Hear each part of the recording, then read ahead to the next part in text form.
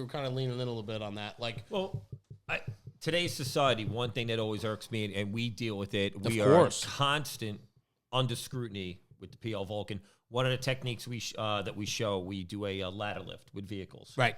And anybody who takes our class, we always explain, hey, listen, this is engine 1 coming down the road. Lady waves you down. You're not going to wait for that rescue truck. Correct. You're not going to wait for that ladder truck with airbags come in. You've got a ground ladder. You've got wheel chocks. You've got 2 Halligans. You've got some hose. You're going to lift that vehicle, and you're going to do a job. And the Facebook firefighter, we all know who he is. Of course. It's a guy.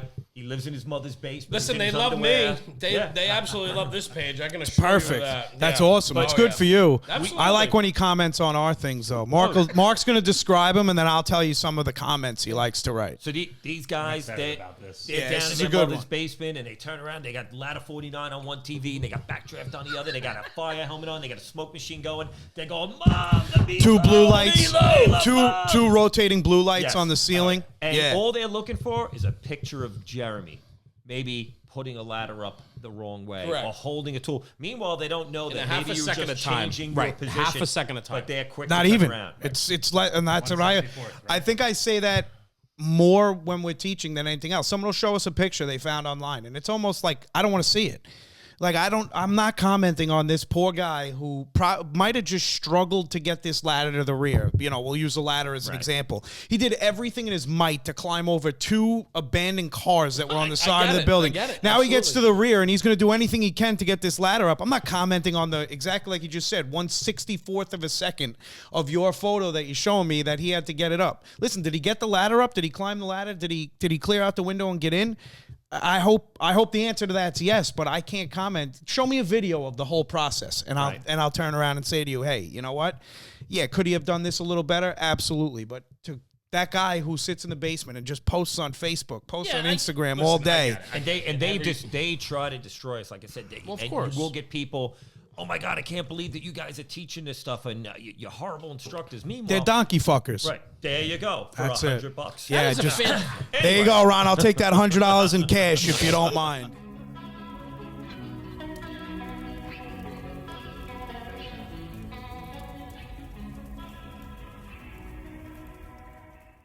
Hey guys, Jeremy, National Fire Radio with Rob Ridley as always, but more importantly than us, 2 gentlemen that we're absolutely honored to have in the studio tonight, Mark Gregory and Tom Gies, PL Vulcan.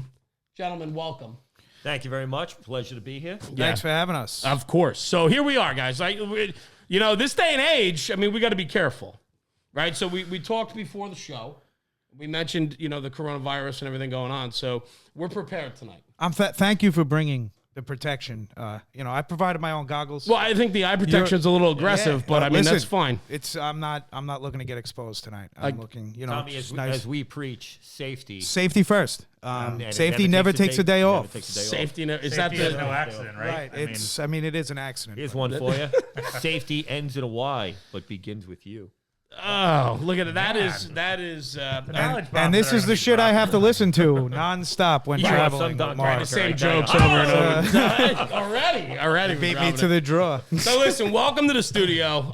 This has been kind of a ways in the making right now. It's awesome to have you guys here. I am ditching the mask. I'd rather have coronavirus. We'll shoot some content later with that. But I'll tell you, never before have we had some excitement of having a guest on where people wanted to watch it live. And I think that's a testament to who you guys are and what you guys do. PL Vulcan Training is a company that is very much nationally recognized for what you guys do. And I think that's fantastic. So I'm happy to have you guys here tonight.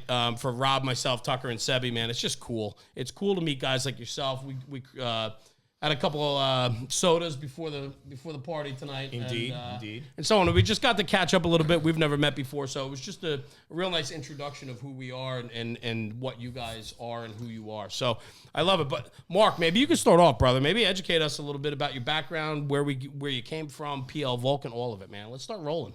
All right. I grew up in Sunnyside, Queens, New York City. Grew up around the firehouse. Excuse me.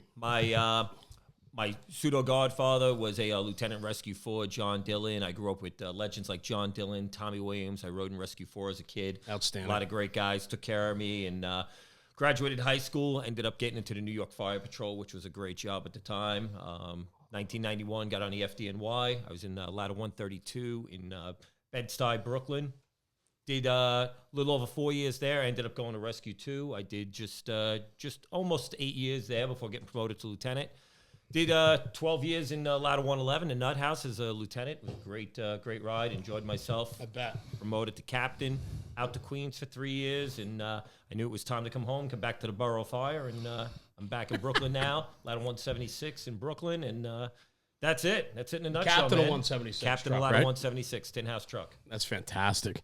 Tom, what's your backstory, brother? What brought you here tonight to our beautiful studio? Mark drove.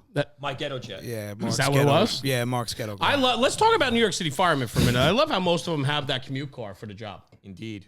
You have to. Oh, yeah. Yeah. Understand. Yeah, I don't. But Mark makes a lot more money than I do. So I just have one car. Captain thing, What- right? Yeah, Different level. It's, Yeah. it's just What way do you above. think of my ghetto jet? It's phenomenal. I mean, it has 2 radios in it. What kind of car?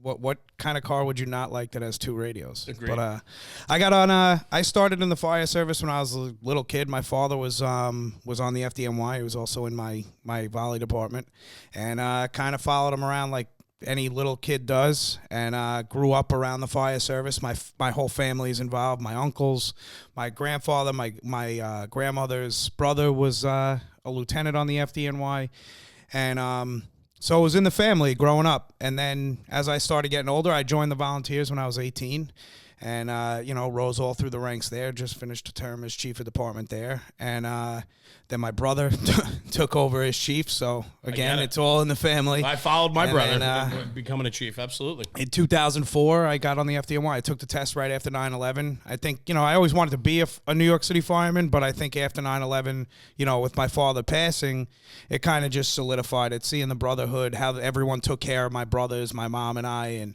kind of solidified the fact that this is what I'm going to do for the rest of my life. And then I did well on the test and ended up graduating Proby school, going to ladder 147 in the Flatbush section of Brooklyn, the pride of Flatbush. And you're at 147. Yeah, I'm still right? there now. I've been there 16 years. So you got to be one of the more senior guys in the house? Or?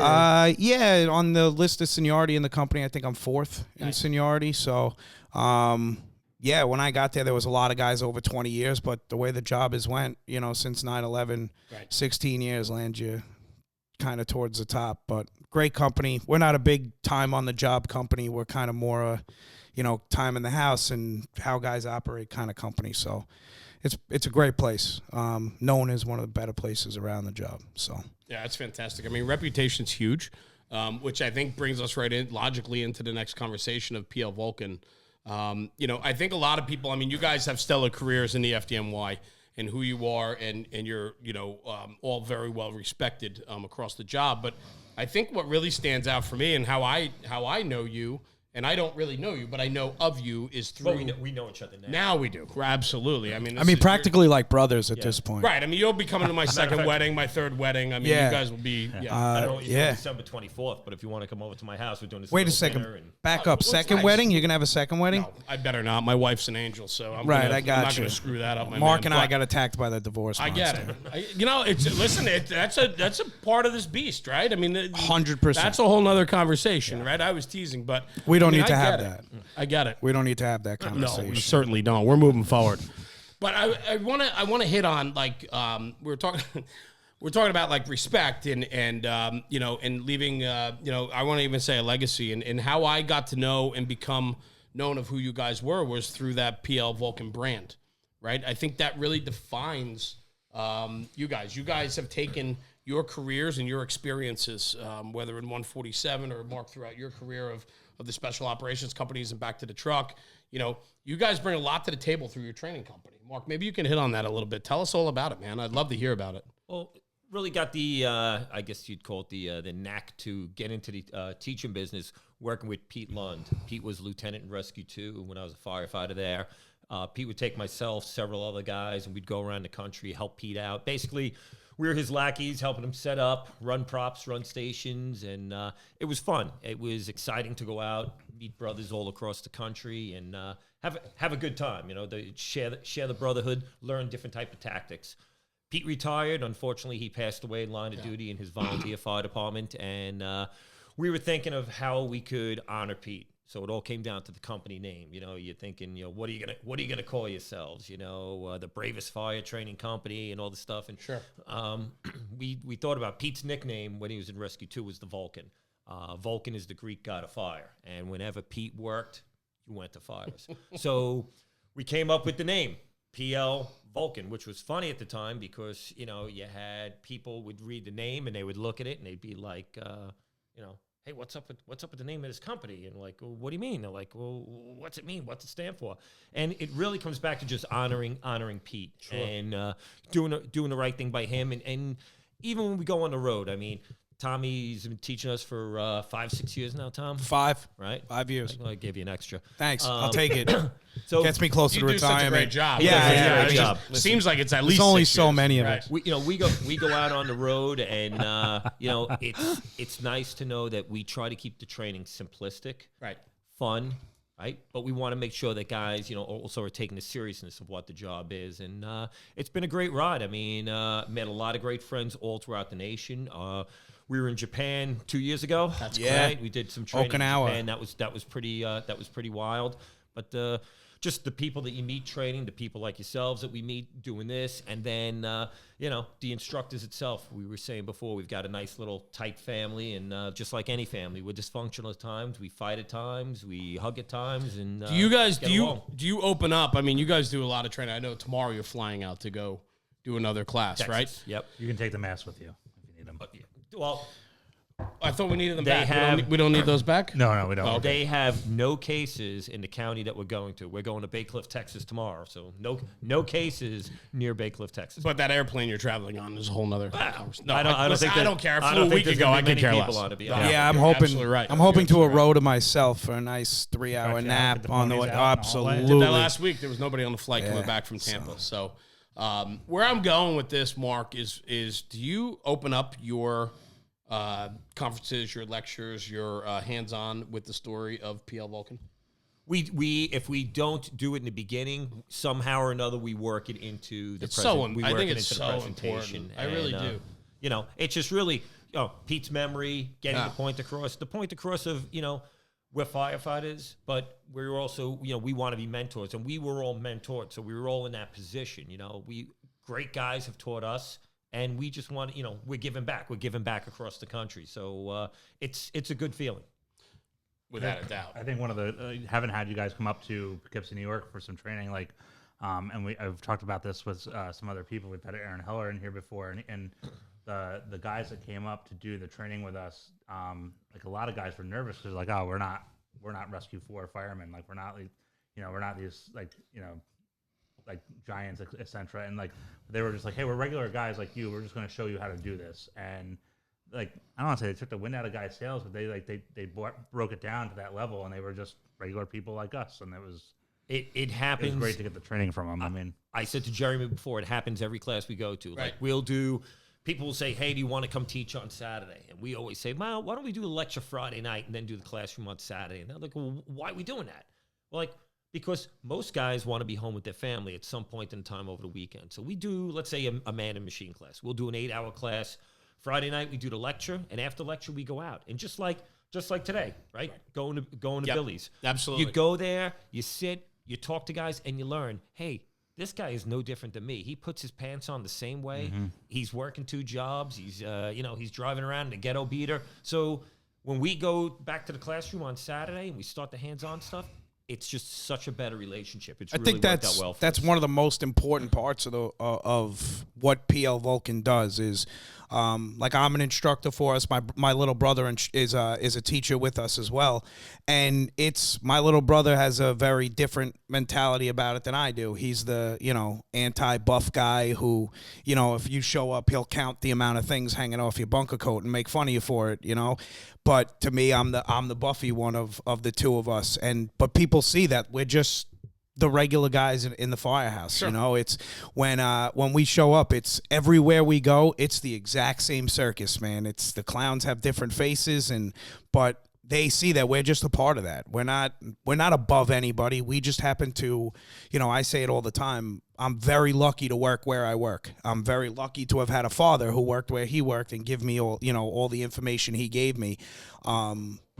So it's kind of like my job to go out there and share it. What's super cool about what you just said is we get a lot of feedback from people from across the country, and it's young kids through the Senior Man that send us some messages or, hey, this podcast struck a chord with me. I listen to you guys.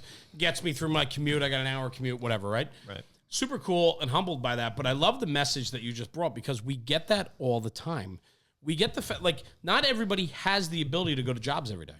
Not everybody works in Brooklyn or Baltimore or DC or Philly. 100%. And so I would think the majority of the fire service is not going to fires on a daily or even weekly basis. But they want to hear from the guys who are. Well, I agree. But the guys that are have such a lesson to tell, such stories to tell.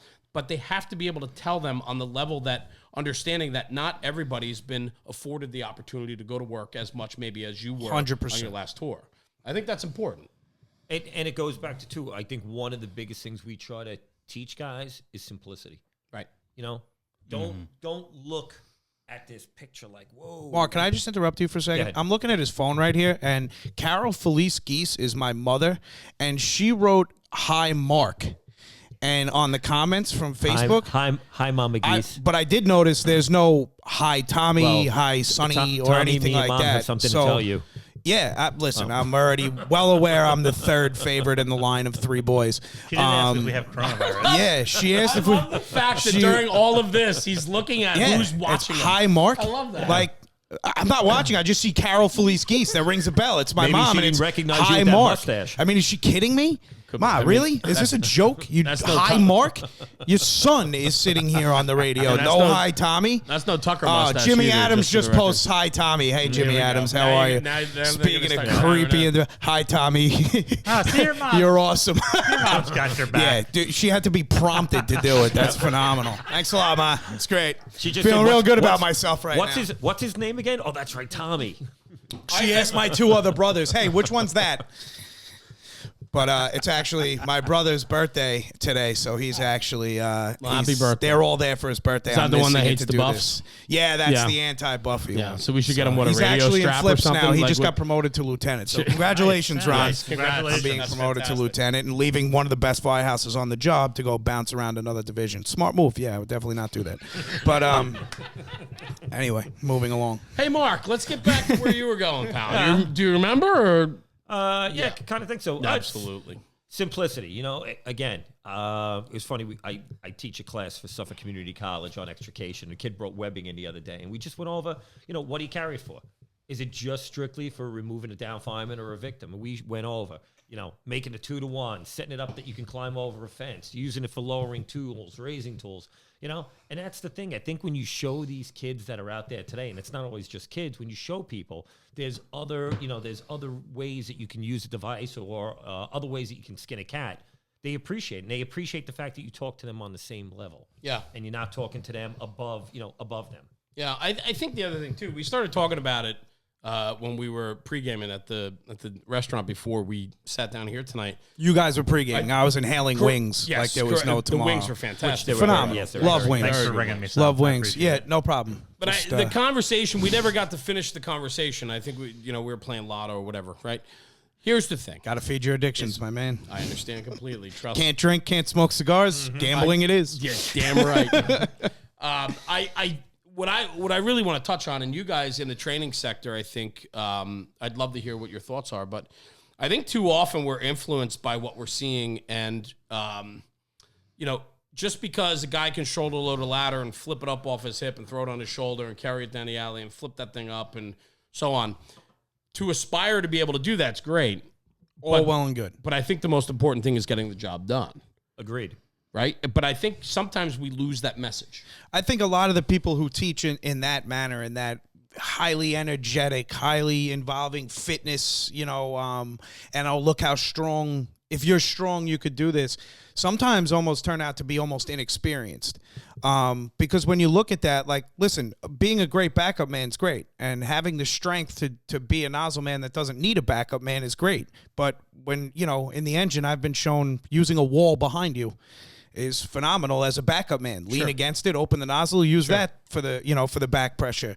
So that doesn't take much strength. That takes the wall behind you not collapsing, which it's not going to do. Right. So, And all of the, oh, look at me, I carry a portable ladder by myself. That's great. Good for you. But if it takes me and Mark doing it together to get it there and get it up and get in the window and pull the kid out, that works just as well. I understand that completely. And that's kind of where I'm going, right? Is like the ability to be able to do the job. And I think there's different levels of doing the job, but I also think that there's sometimes some falsehood set to it, right? Like we're watching from the outside looking in, and for an impressionable 20-year-old firefighter who's been on the job or in a volunteer house for 2 years, they aspire to be able to force that door in one swing or aspire to throw that ladder by themselves, but they don't have the practical experience, know-how, or understanding. And plus, the videos and training nuggets they're watching are rehearsed, and that could be the guy's 100%. fifth or sixth or 10th try at throwing that ladder by It's all himself. well and good throwing a 24 in a parking lot against a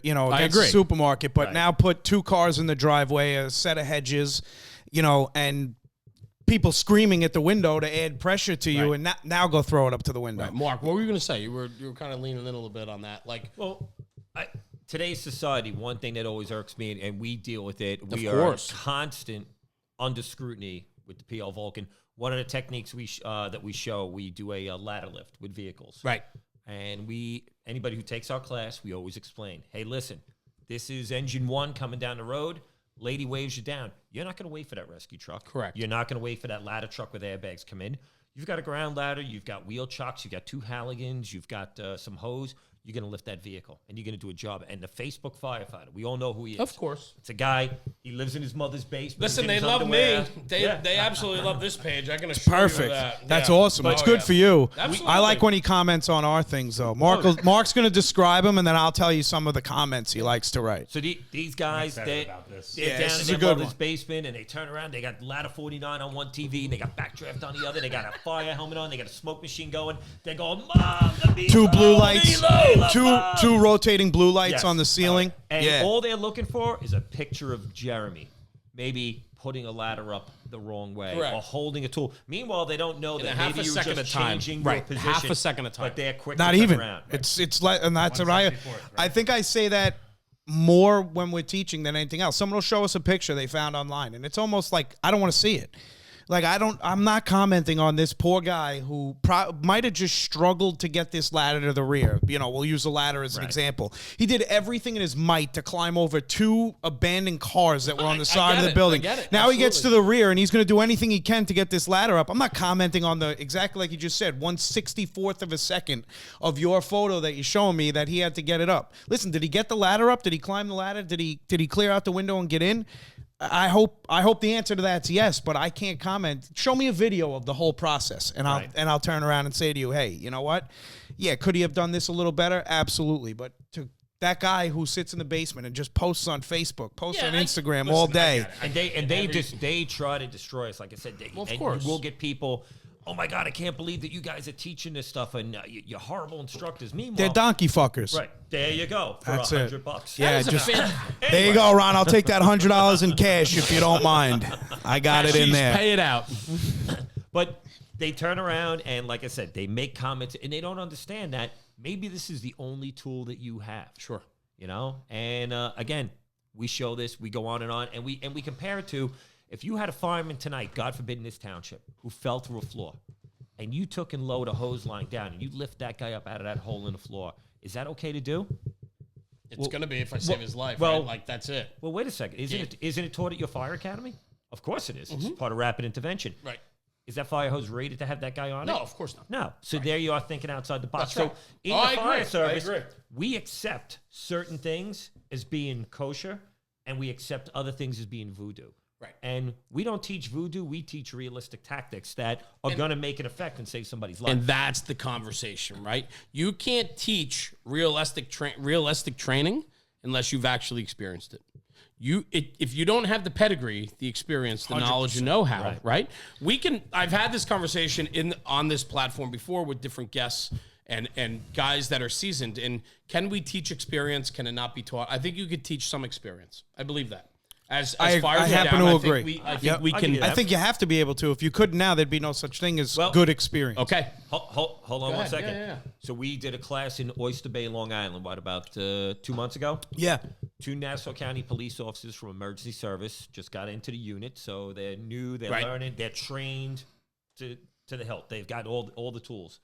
They took our class. We did a man versus machinery evolution with them. 3 days later, Not even. I think it was they like had literally the next day. These 2 officers were the first responders for somebody's hand stuck in a pasta machine, and they did the extrication. So again, they had experience, they had knowledge. All we did was provide them with the know-how of, hey, this is what you got to look into just to get this job done. Well, one of them is actually one of the ESU cops, actually in my volunteer department, and he literally texted me like right after it was over. He's like, "Dude, we just used everything you guys taught us," and I was like, "Oh, what'd you have?" He goes, "Oh, we had a hand in a pasta machine. They're sending me pictures, and it was textbook." Yeah. So fortunately for us, we're able to provide a very realistic type of training. Like we don't just go and use your training building or something like that and stretch hose lines to nothing. I get it. We try to, first of all, on man versus machine, you do a PowerPoint and then you actually go out and do 4 to 6 different stations of actually doing it. And so can I teach you the real life experience of, there's a kid in the car with a piece of rebar pinned between him and the seat? No, I can't put you under that level of pressure. Right. So, but I can put a piece of rebar through a mannequin and have you do it so that the only thing added when you do get there is the pressure that it's a real human being. There's a good saying out there, like in the middle of a fight, it's not the time to learn new skills. 100%. Because when you came up and did the class, you had that the person stuck in the swing. Yes. The child, and I said, I am never going to use this here, but I get cool. But and then 3 months later, there's someone stuck in a swing. There's somebody stuck in a swing at the children's home, and I'm like, was it like a love swing, Rob? no. I think minors, definitely not. I think the Bird most gets caught up. That really gets caught in the locks. And I think the biggest thing terrible. with all of that of teaching, with teaching it with experience is, I hope that we don't teach many people who have to pull a fireman out, who go to a RIT or a fast truck drill, and actually have to pull a down fireman out. I've been involved in it. I know Mark has been involved in it. We have a bunch of instructors who have been involved in removing a down fireman. Fortunately, mine, both that we got out, survived. But that being said, that doesn't mean that we shouldn't be drilling on it. And somebody who's well versed in it, perfect example. My brother, who just to use him again, who teaches with us, he's never been involved in removing a down firefighter, but he's very well versed in it, knows what he's talking about. Right. So he's not teaching from necessary experience, but that's something you're not going to experience very often. Have I experienced every bit of man versus machine? No, but fortunately, through working with Mark, through working with guys like Ray Griffin, one of our instructors, Pat, Jimmy Sanders, who's one of our instructors, senior man of rescue too. I mean, these are people there's nobody who's really going to do it much more than that. Right. So but that's where we're teaching that experience, right? That's the experience. Right. Is if you're learning from someone who has the experience, yes, you're not fully getting that experience, but at the same time, you're getting more experience. And the beauty of our group, again, and it's not even just plugging a group. It's just we learn from each other. Tommy's a medic. I can ask him something about crush syndrome. I pick up a thing or two. Tommy can ask me a question on something. I can go to Ray Griffin or Ronnie Gies or Jimmy Adams, whoever, and we all pick something up from each other. And we feed the fire because somebody's got something to say when we build a new prop. Somebody's got something to add that maybe one of the rest of us didn't think about. And it feeds the fire, which is what you want to do as a I think that's another. That's it. That's absolutely good. That's another great thing about our group of instructors is I joke all the time. I learn as much teaching a class as I do share with that I know. Because sometimes you'll teach with an instructor you haven't taught with in a while, and during lunch you'll be like, "Hey, I want to show you something real quick. I just picked up from someone else somewhere else." And then all of a sudden it's you're learning while you're there as well. I don't think there's anything better than being pushed. Right? Like we talked about it earlier. When you surround yourself with like-minded people, they're going to push you to be better. And not everybody knows everything. There's going to be a little tip or trick or hack or something that is out there that you've never seen or known before. And you're going to pick that up, whether on a training ground, no doubt. Flyer, right? But here's my disconnect with all of this. If we're not willing to take that and push that forward, then we're losing. There's no such thing as knowing everything on this job. And I think I think if you don't know that, it's Yeah, but I time think to we have an go. obligation too, where we need to push that forward, right? Mark, there's- you're captain of a very busy truck company. You have an obligation, right, between Yep. between the lieutenant below you and then your crews to really push and promote what you've learned and known, so that you leave your stamp on what we're doing. I think the biggest thing that gets let down in training is theory. Yeah. So Talk about that. let's say, yeah, that's good. Yes. I come in as a teaching group, and I teach you today about large area search. I tell you that we've got this main line. We're going to go in 150 feet. We've got tag lines. You tell me we've got 25-foot tag lines, and we go out. And like when I teach with Tommy or one of the other guys, we say, well, you got 25-foot tag lines. And they're like, yeah, why? Because we've always had them that way. Okay, but why? And here's my thought process behind it. Me and you go into a private dwelling fire tonight. How far are we normally apart from each other? Right. 10, 15 feet, exactly, right? depending So on the room, the building, right? when are we using a search line? In a building that basically has Large our open butt area. muscle Right. puckering like this. Absolutely. So I really want you, now when I stretch my arms out, 25 to 30 feet away from me, where I don't know the environment and I don't know what's going on. It's not a typical private dwelling where I know there's a window every couple of feet. So we show guys searching with a 10 to 12-foot tag line off the search rope. And they go, wow, that's too short. And when you show them, they go, Makes sense. kind of makes sense. You know what? You're taking smaller pieces out of the pie, but you're getting the pie taken care of, if that makes sense. Mm-hmm. You know, you're not swooping around things. You're actually chomping away and you're taking those pieces out. Man and machine. Guys will say, hey, we got a guy with his hand stuck in a meat grinder, and they go over and they're cutting with the right angle grinder, and we'll say the blade goes bad, right? All right, handle this. And they look at you like you have 6 heads, and it's like, hey, bro, you know, It's going to happen. but that's the thing. Many of us do not teach the full theory of the class, and no one's going to come up to you. Well, I shouldn't say no, and very few people are going to come up and say, hey, dude, I've never changed the band on a bandsaw. Can you Right. show me? Yep. Because it's fine. Sure. And Right. what are we always afraid of? Someone's going to, are Right. you kidding me? Yeah, You don't know? doing it wrong. But- How do you not know that? Like, yeah. When we're at that fence impoundment and we need that tool PM'd, and you're the only guy, you got to know how to do this stuff. Yeah. And I'm very big on, you've got to teach the theory before you teach the entire operation. You got to make sure guys understand this stuff. I love this conversation. I'll tell you why. Because, I kind of relate this to today's fire service, because now more than ever we have to explain the why. And I'm huge on I'm huge on asking the why. Why? If we're teaching why? What do you mean why? Why? Why do you ask why? Why do you ask why? But you know why? how many guys? Why? You know So how many, anyway. you know how many people are afraid to ask why? 100%, but I like being Or the- how many guys don't want to have to answer the why, and typically it's because they don't know. I like being the person in the front of the room, teaching and asking why. Like perfect example, the search rope. Well, why do we use it? And then, somebody will give the answer, oh, we use it in large areas. No, why do we use it? And then it takes a little while, but you get out of someone or you explain that we use it in areas where we're nervous about getting back out of, right? We're using a search rope to start for one reason, so that we have we have a very quick way out. We use it in large areas. Why? Because there's nothing to touch on the walls sometimes. The walls are 30 feet from where we are. Right. So it becomes our wall. We actually had a guy, we were drilling on the search rope the other night, and a younger fireman in our firehouse who's very, very sharp said that he heard once from a boss he used to shoot straight down the middle of the building with the search rope to divide the building in half. And then he would be able to tell the engine it's to the left of the rope or to the right of the rope. Awesome tip. I had never heard that before, and I liked it. But to me, we had a fire in the basement of a tire store once. And the chauffeur goes, it was on the first floor of a tire store. Chauffeur goes down to the basement to check the basement with no search rope. Gets down there, no fire in the basement, no heat, just a lot of smoke, gets a little turned around, but finds his way out. My question to him is, why no search rope? Yeah. Well, it was the basement. It was only a 20 by 60 building. Well, if you look back as why do we take the search rope? The search rope is so I'm confident I 100% have a way out. I know this rope is my way out. Where else should I be taking that other than where a massive amount of rubber is burning? The smoke is so thick you can lean on it. That's a Buffy statement for all you people back there. And right? And then I have my way out. This rope is my way out. And plus, put the knots in it, right? Now I have the knots. I'm 25 feet in. 25 feet into a basement of a tire store. I've passed 300 tires on my way. Maybe I'm a little too deep here. Maybe I'm by myself. It's time to back up. So it's little things like that where when you ask the why, You know, sometimes you get a lot better answers. Oh, I like to force a door like this. Why?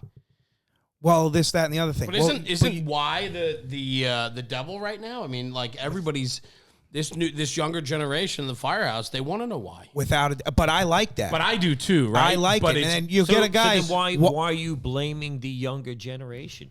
I agree. It's like that. It's like that kid at home that you have. You've got that 3-year-old at home that asks. I agree. They're curious. Well, you know what? right. They want the answers. Keep feeding them. Keep Without feeding a doubt. them. My thing is, everyone tells you you're not supposed to use the bunny tool to force a door. Well, my answer to that is Why? Why? Well, because everyone always told me I should be working on it conventionally. I should know how to do it conventionally. 100%. But I ask you this. It's your kid behind that door at 3 a.m, and we pull up first due, and it's out 2 windows of this apartment. Why are you not using that bunny tool? Well, I should know how to do it conventionally. Well, you're carrying on every run you go to a guarantee. That bunny tool works 99% of the time. Yeah. If it doesn't work, it spreads the door enough to get the Halligan in to finish the job. So why? Why wouldn't you use it if it's the guarantee? They're screaming on the way up the stairs. There's people still in the apartment. It's 3 o'clock in the morning. The door's locked. It's a good chance there's people still in the apartment. So why? So when, everybody complains about these young guys, these millennials, if you will, they're the biggest cancer to the fire service, right? The millennials. We talk about it all the time. At the same time, we were the biggest cancer to the without fire. a doubt.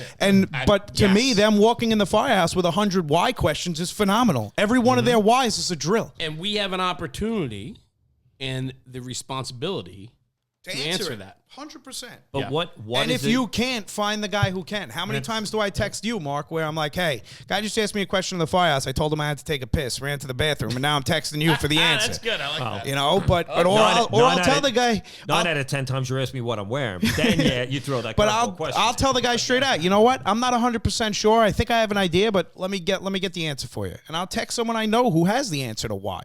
And get them the answer, because that's all they're looking for. They want the knowledge just like we did.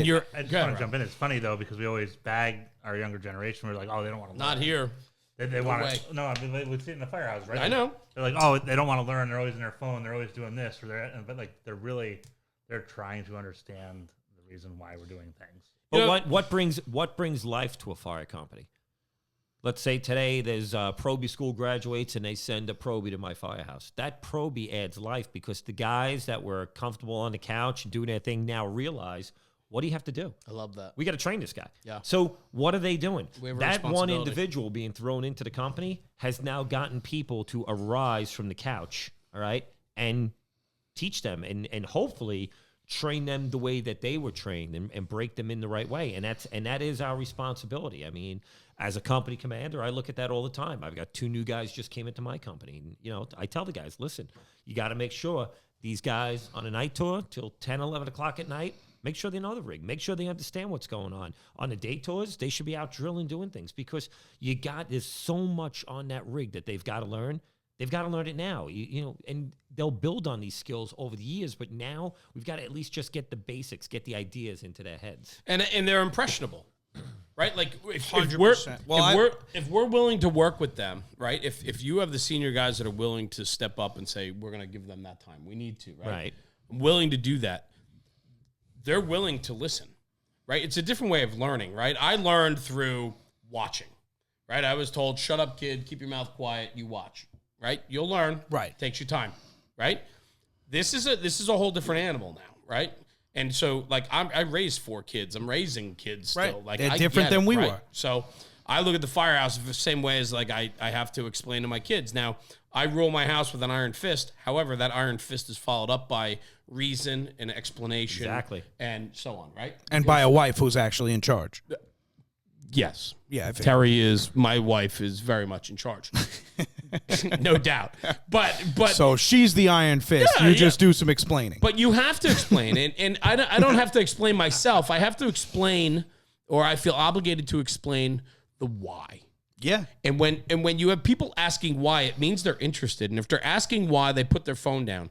Right? If they're asking why, it means they're not occupied with something else. They're intrigued and they want to know why. And if we can explain that why on their level and their understanding, then you know what? They're going to excel. They're going to say, okay, I get that. Let's move on. What about this? What about this? My least favorite thing Engagement. in the fire service, I'll walk into my volunteer house and, listen, I have 20 years there now. I don't need to be going over the rig all the time, but when they move something on the rig, I want to know where it is.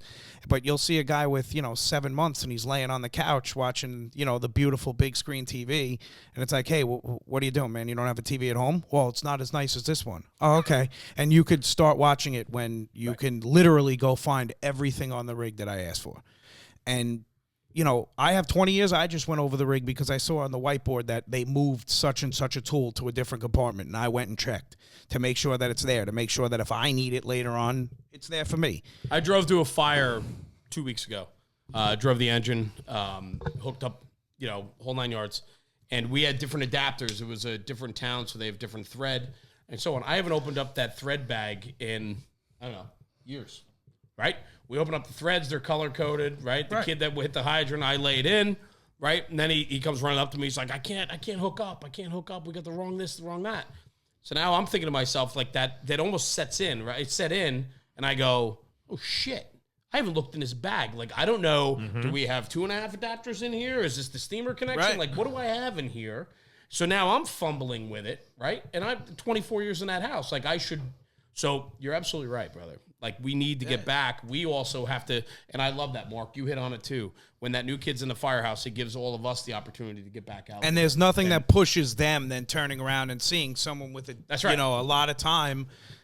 They're doing it. Well, if he's doing it, I got to do it too. We took a knee after that job at the hydrant while we were packing. Right, and go over it. We took a knee at the hydrant, and everybody hustled around from the engine, and we sat down and we went over the bag. We took everything out of the bag. We talked about it. We said, we're going to do it this way from now on. This is going to work. This isn't going to work. And so on. It was a fantastic opportunity. 100%. And you mentioned with the why. All right, the new guy being curious, which is all good. You also have the new guy that just wants to question authority. Oh, well, I get that too. Absolutely. But even that could be a learning point, because that guy's looking to just question, why do we have to do this, and why do we have to, and it's because they don't understand the culture. Why do we all turn out for this, and why do we all have to be at that, or why do we all carry this in our gear, and why? Because there's a reason why you have that 24-foot piece of webbing. Somebody died, a guy had a hard time getting them out, and the job gave you this webbing to make sure that you could get somebody out. Why do you wear that bailout system? Because somebody gave their life, and they turned around and someone said, hey, we need to give these guys the best protection possible, and that's why you have it. And I think when you get those points into their head, they might not admit it to you then, but they think about it on the car ride home, and they go, all right. Excellent. Yeah. Mark, what you just said on is super powerful, right? When you have things in the job that change because of something that's happened, it's super impactful. It affects the most senior guy all the way down, right? And unfortunately, it's usually the only way things do change. We're extremely, as a profession, if you will, we're extremely reactionary, right? We change something as little as we go to a job and we stretch a different way because in such and such of an apartment complex in your response area. Well, why do you guys back the rig back down and then drop a line and pull back out? Well, one time we had a job and we lost half the apartment complex because we tried to find a hydrant in and it doesn't exist. So we're reactionary, and that's okay. I mean, you're never going to predict everything we're going to go to. But like you said, it's very powerful from, the senior guy in the firehouse down when a Black Sunday happens on the FDNY. And then all of a sudden we're all wearing bailout ropes. But we got to be willing to tell those stories. Without a doubt. I mean, I was working that day, and I remember hearing it all come over. Sure. And, and then it comes over that someone in 103 passes away as well. And it's, it was a little overwhelming. I was still very young on the job, and it's like, Jesus, this is a pretty bad day here. What's going on? But like everything with time, things heal and people move on. But we have to rekindle those stories, though. I think it's important for our lineage. No. Well, go ahead. Go ahead. I say it all. We tell the stories of my dad nonstop. I mean, my dad was a fixture in our volley house. I mean, when he went, the place took a big hit. We have another senior guy there who's, like a father to my brothers and I, and an awesome, awesome guy. And kind of as time went on, he molded into both roles. You know, my father was the operational guy and the, hey, we need to buy this. You know, we need to do this. We need to keep up with the changing times. And then the guy, John, who's the other senior guy there, was kind of like, Ronnie, we don't have the money for that, or let's put this off till then. So they played off each other very well. And then you saw it took a little bit of time, but all of a sudden the one guy who was left molded into both roles. And how he did it was he went to guys like my brothers and I, or other guys who were very active in the operational side of it, and was like, hey, what do you think? You know, I got to make this decision on my own now. So what do you think? And it's now that we joke, it's his firehouse. You know, he's the senior guy and everything goes through him. Yeah. You know, you're the captain there. It's almost like, you know, it's a borderline insult because you have to ask him if it's okay. History repeats itself. Sure does. All right. We've learned that through battles. We learned that at fires. And again, if you can get people to understand that, read fatal fire reports. All right. Learn what was good, what went bad. I've always said, and there's no disrespect towards any brother or sister that passed away, but if you look at any fire report, something has always deviated away from the basics, how we do things. Right. It could be from, well, engine one thought that they really didn't need a hydrant because the fire wasn't that big at the time. Why deviate? Stick to the basics. If you stick to the basics, everything generally moves the right way. There's unforeseen circumstances that happen, things that we can't prevent, but there are things that we can prevent. And if you get people to understand these, when the whole ventilation topic came up a couple of years ago, remember when the whole voodoo of ventilation and all these people are changing the world, I would sit there and listen to guys, oh, this is ridiculous, people are changing. I agree to a point, but there were other times where guys just thought that you walk up to a house and you just take a tool and all you do is break windows. Right. And that's not what we do. And I would say to them, if you pulled up on scene and you saw a police officer with his nightstick out and he's cracking away at windows, what would you say to that guy? You'd say, hey, asshole, what the hell are you doing, man? Well, think about that now as you're a fireman. Controlling ventilation. Who should control that ventilation?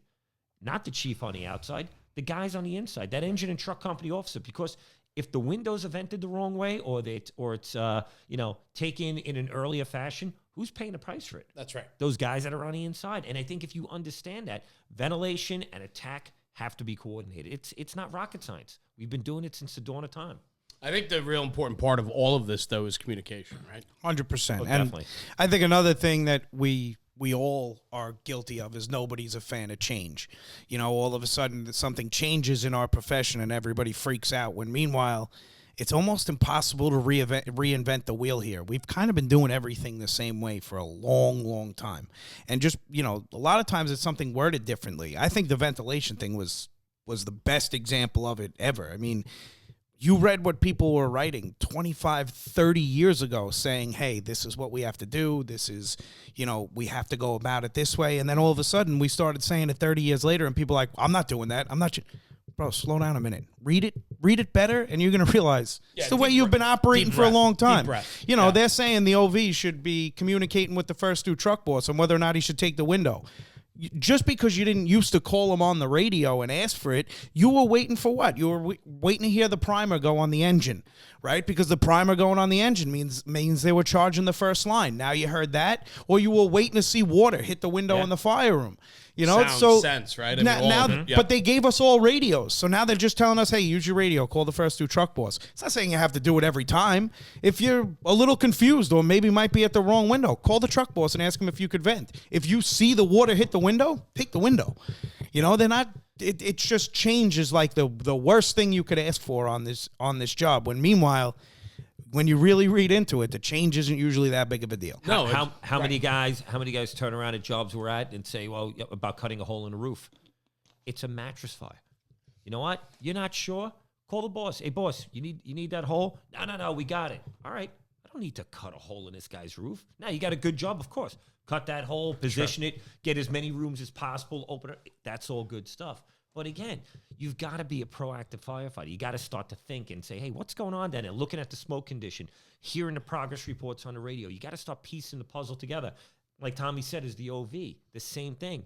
I hear the truck boss is struggling on the inside. They're making a push. All right, I'm going to try to get in that window. I'm going to do my vent, enter, and search. I hear the engine saying, give me water. I know, all right, I'm going to time my ventilation to the fire attack. These are all things that you have to teach guys and train guys on. We live on stigmatism of T-shirts. I'm a bad axe, and I'm this, and I'm that, and I fight what your mother fears. And what your mother fears? Yeah, there's people. I've never seen that one. It's out there. I don't even know what my mom fears. I know my mom fears commenting on saying hello to her son. Or a purse snatching. Tommy, my father is tough. My mother is tougher. Well, no doubt. All right, My Carol mom Gies is the toughest woman I There know. is no doubt. My mom right can now. kick the shit out of her 3 All right, so sons. let's do this.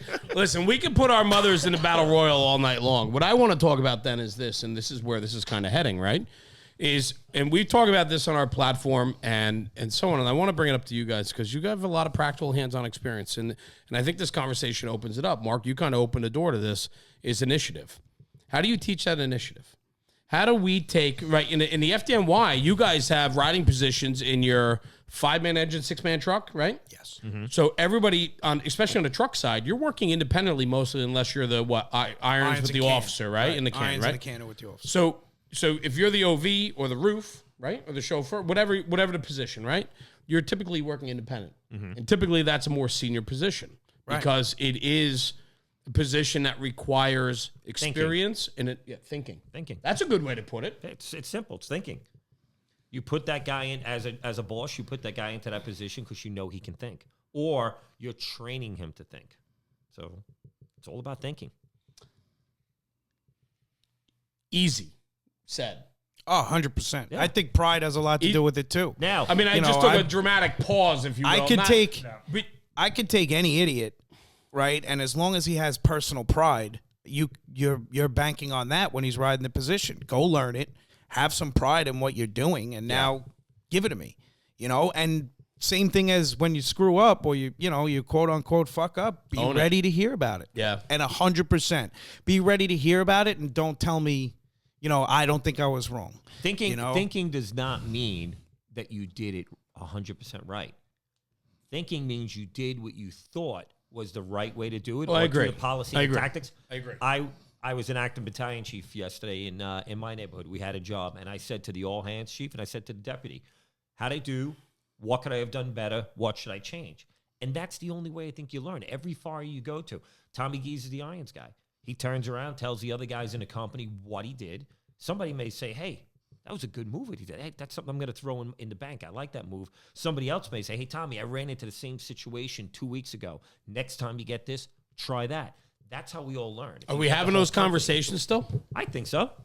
Yeah, I think so. I think there's still the conversation of where you did it wrong, you did it right. But I always look for the reason. What did you? I did this. Okay, why? We go back, saying there it is. Why again? I think what I was. Go ahead, Rob. I think that one of the things that comes out of this is that we've never tackled it as a fire service. I don't think in like a sexy class or anything like that. But it's by doing this, we're teaching logic because that's what we're getting at. We want a logical firefighter looking at the building, making decisions, thinking, and seeing things through. I heard a great quote the other day. Somebody said something about like, "Hey, you throw tools in the toolbox, but like when the shit hits the fan, my toolbox is a mess. Like I'm going to open it up and I'm here, screws here." With that logic and that theory, that this is what's coming out of that, of the experience and giving the guys the feedback or saying that, hey, I did this on this door, and you bring it back. That's what's. And I think the asking of not just what you did, but you may get an explanation that kind of shocks you a little bit. Oh, I had the OV. All right, in our company, you're supposed to go to, we'll just use an example. You're supposed to go to the rear and go in a second floor window. You went through a first floor window. So automatically in my head, you're wrong. But then you ask, why'd you do that?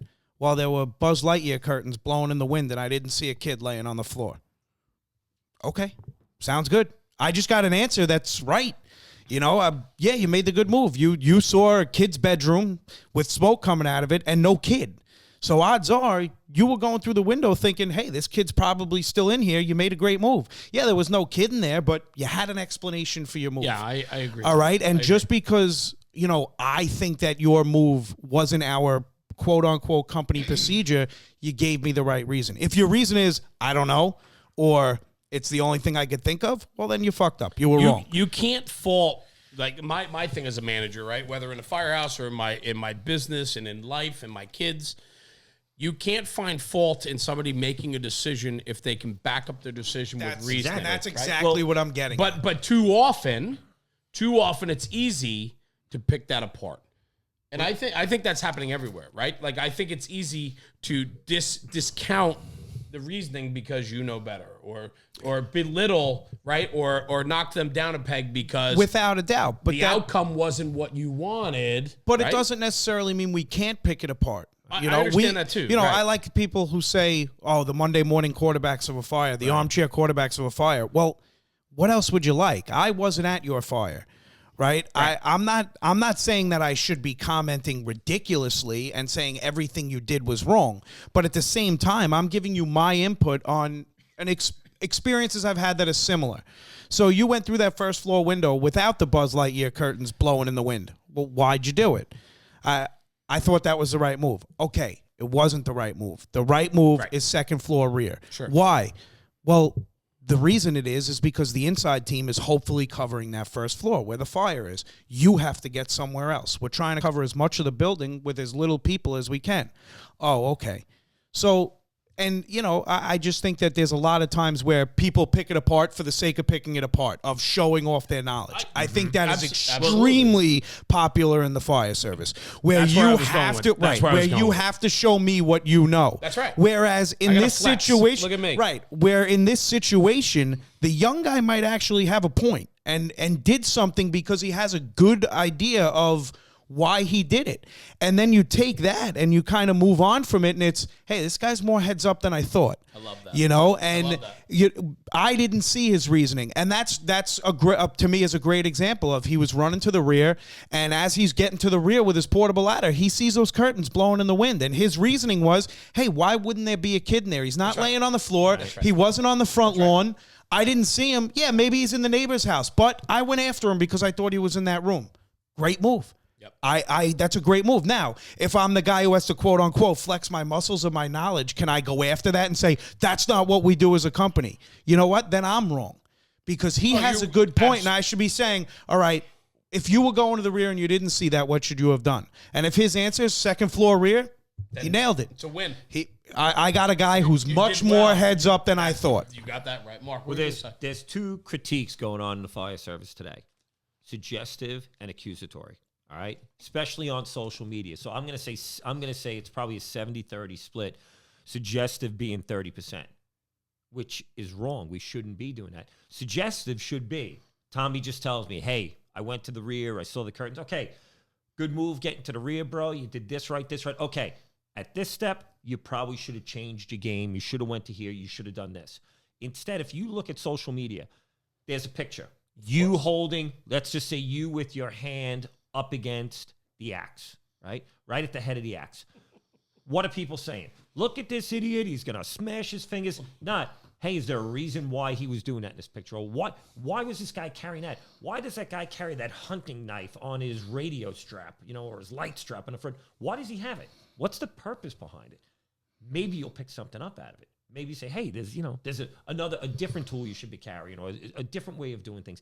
But guys don't like to do that, and social media feeds into that. Because if we can get on the frenzy of, did you see what that guy did from 147 or 176 or, from Patterson? Everybody just wants to sit there and rip the guy apart. But maybe you weren't there to see he couldn't get that ladder to the rear yard, or whatever. Maybe hurt himself. Whatever happened to him. There's always a story behind what's going on, and you need to know the full story. I remember as starting in essential firefighting, there was this video that they showed us that was like everything that could go wrong in the fire service, like get ready kid.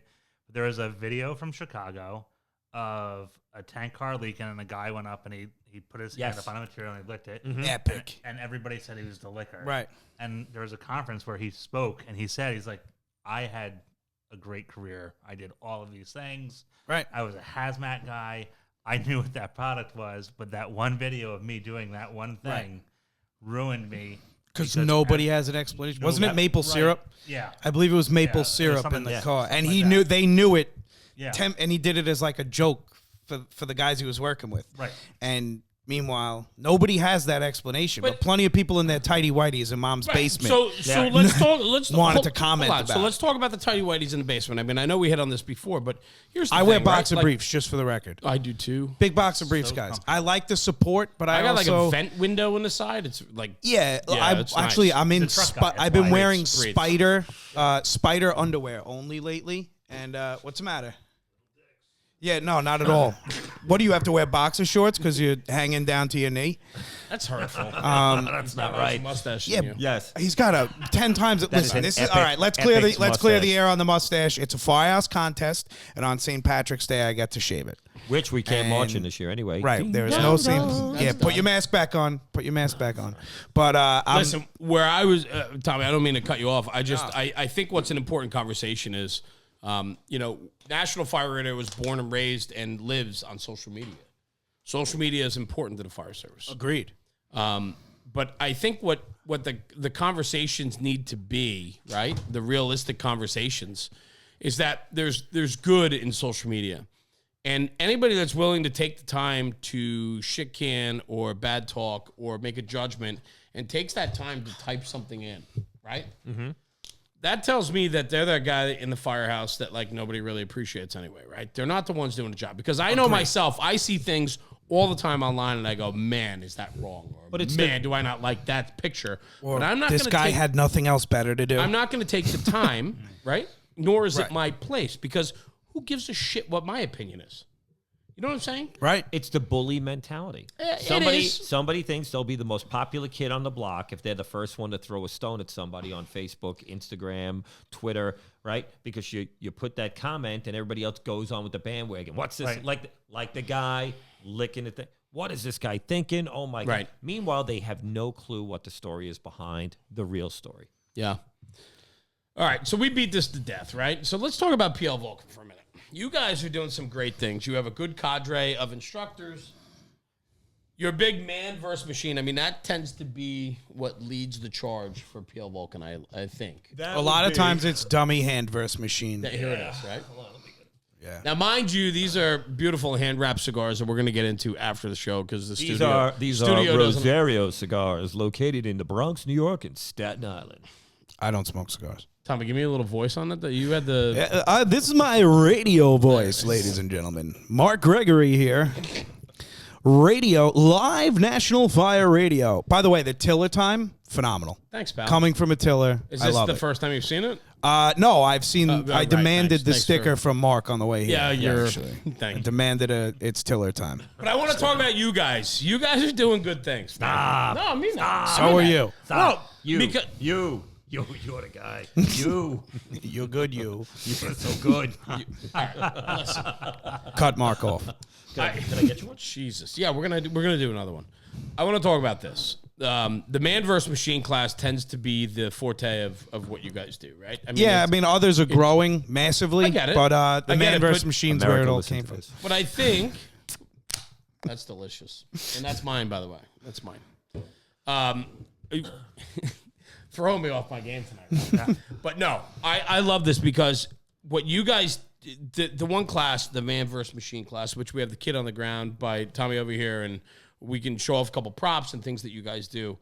I think, you guys have the ability to teach a class that, like you said before, does not affect everybody on a daily basis, but it does happen. Go Well, ahead. the Talk to man me. versus machine Yep.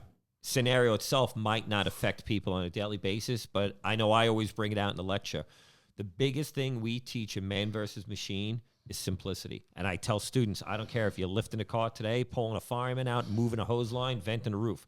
Always go back to simplicity. None of us are rocket scientists. If this business was a rocket scientist I could business, agree. I would none of be- us would be here today. I would not be sitting with you If guys. you- Not a That's for sure. chance. Any Yeah. situation you can dummy People down. ask me to dummy solve it a math down. problem. I go We'll figure it cross-eyed out. and get a And headache. we always Yeah. do. Yeah.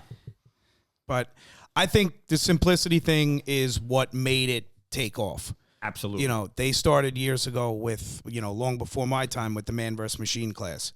Since I think our rapid intervention, our fast truck class has kind of come the same way, Good. where we're teaching everything so simplistic that people take to it. My joke always is we teach a man in machine class. I'll be doing the PowerPoint. You show a slide where like 20 things are off the heavy rescue. If you have more than 3 tools off of that rescue, odds are there's a way to do this easier. I'm not saying you're doing something wrong, but I'm saying there's probably an easier way to go about this. I like that. Yeah. And then all of a sudden, it starts to click. We'll show you how to cut a hand out of a meat grinder. People are like, I never saw that coming. I thought that was going to be so much more difficult. It was disassembling a machine in 4 cuts. And it's like, why overcomplicate it? Why make it any harder? The ring stuck on a finger. What's the thing Clutch. we always hear? The Australian doctor on YouTube shows this method where you use a non-rebreather strap. You do this and you wrap it. And we're like, yeah, that works great. But if you don't have a non-rebreather strap at home, what do you have? A rubber band. And I tell the story every class. When my son was 16, he was in high school. Teacher is talking to another teacher, and she's like, I got this ring stuck, and I had it on for a week, and I can't get it off. And here's my snot-nosed kid, Mark. Congratulations, you're in the EMS Academy. There's your plug. Nice. He turns around and says to this teacher, he says, Okay. hey, I can take that ring off. And the teacher says, really? You know what? He says, yeah. She says, well, how do you know how to take this ring? Because my dad does this stuff all the time. I go away with him. So here's a 16-year-old with a rubber band, a little bit of soap, boom, boom, boom, boom, boom, pops that ring off. You mentioned the other day. He still failed the Hillsborough- class Yeah, for the talk record. about Hillsborough, this. This is Florida. Cool. This Go is ahead. very cool. Bring it up. Yeah, so I was down last week at the EMS conference, which we were exposed at. I did. I got that message today, so that's why I bought a lot of beer, and I'm going to go home for 2 weeks. Yeah, right. Okay. So Mark and I, we were just chatting back and forth. We're both in Tampa, but our paths didn't cross. For the record, both of them were exposed to coronavirus. That's why we were wearing the masks. that's Best fact. of luck. And now No, you I are know too. it's fact. So now we have to Yeah, spend it's 2 great. weeks together, me and you. We've been in that little I'm Honda falling off Accord the for how wagon. many Pass me hours? one of those beers. So, but I think it's cool. But this story happens more than not. You guys do the teachings, right? You go down, Absolutely. you teach the course, or and while what- we're teaching. Stay with us here. Stay with us. Focus. No. And what happens, right? A couple weeks later, boom. I've been in the gym. My phone rings, and the chief of Waco, Texas, was on the phone So last cool. year. I love that. And he Yeah. says, "Got a situation." I said, "What's up?" He says, "Trying to remember the steps for how to get a finger out of a gas tank." I'm like, "Yeah." He says, "We got one right now," and here we are talking them through it. The other day, they called us up again. Waco, I love Texas. that. Robbie Burgess on. If you're listening, this is just for you and the boys. Hey, you guys aren't going to believe it. Engine company pulls up, vehicle versus pedestrian, kid pinned under a car. Boom, before anybody else got on scene, engine with some hose roll-ups gets the kid out. That's what it's all about. It's good stuff like that, and I think that's what promotes the class even more when people see, wow, this wasn't rocket science, what any of these guys did, but what they did was pretty cool. And they got this kid out, and he's alive today. And they work. All the tactics that we do are tried and true. They work. And we tell people, you may come to a class and say, hey, listen, I want to try this different. Then, bro, this is the place to try it. Let's do it. I love that. Yeah, I love it. I mean, you guys did a ring removal, a couple days after you were in Tampa, Yep. right? And then it's cool because the beauty of social media, right? We talked about the downside. Let's talk about the upside, right? Is the fact that they were like, hey, guys. we like, catch this a works. lot of our stuff off of social media I now, get it, where yeah. we taught you, funny example, we were teaching a rapid intervention class. It took like 3 times for us to get it done in Roslyn, Long Island. Like every time we showed up there, they went to a fire.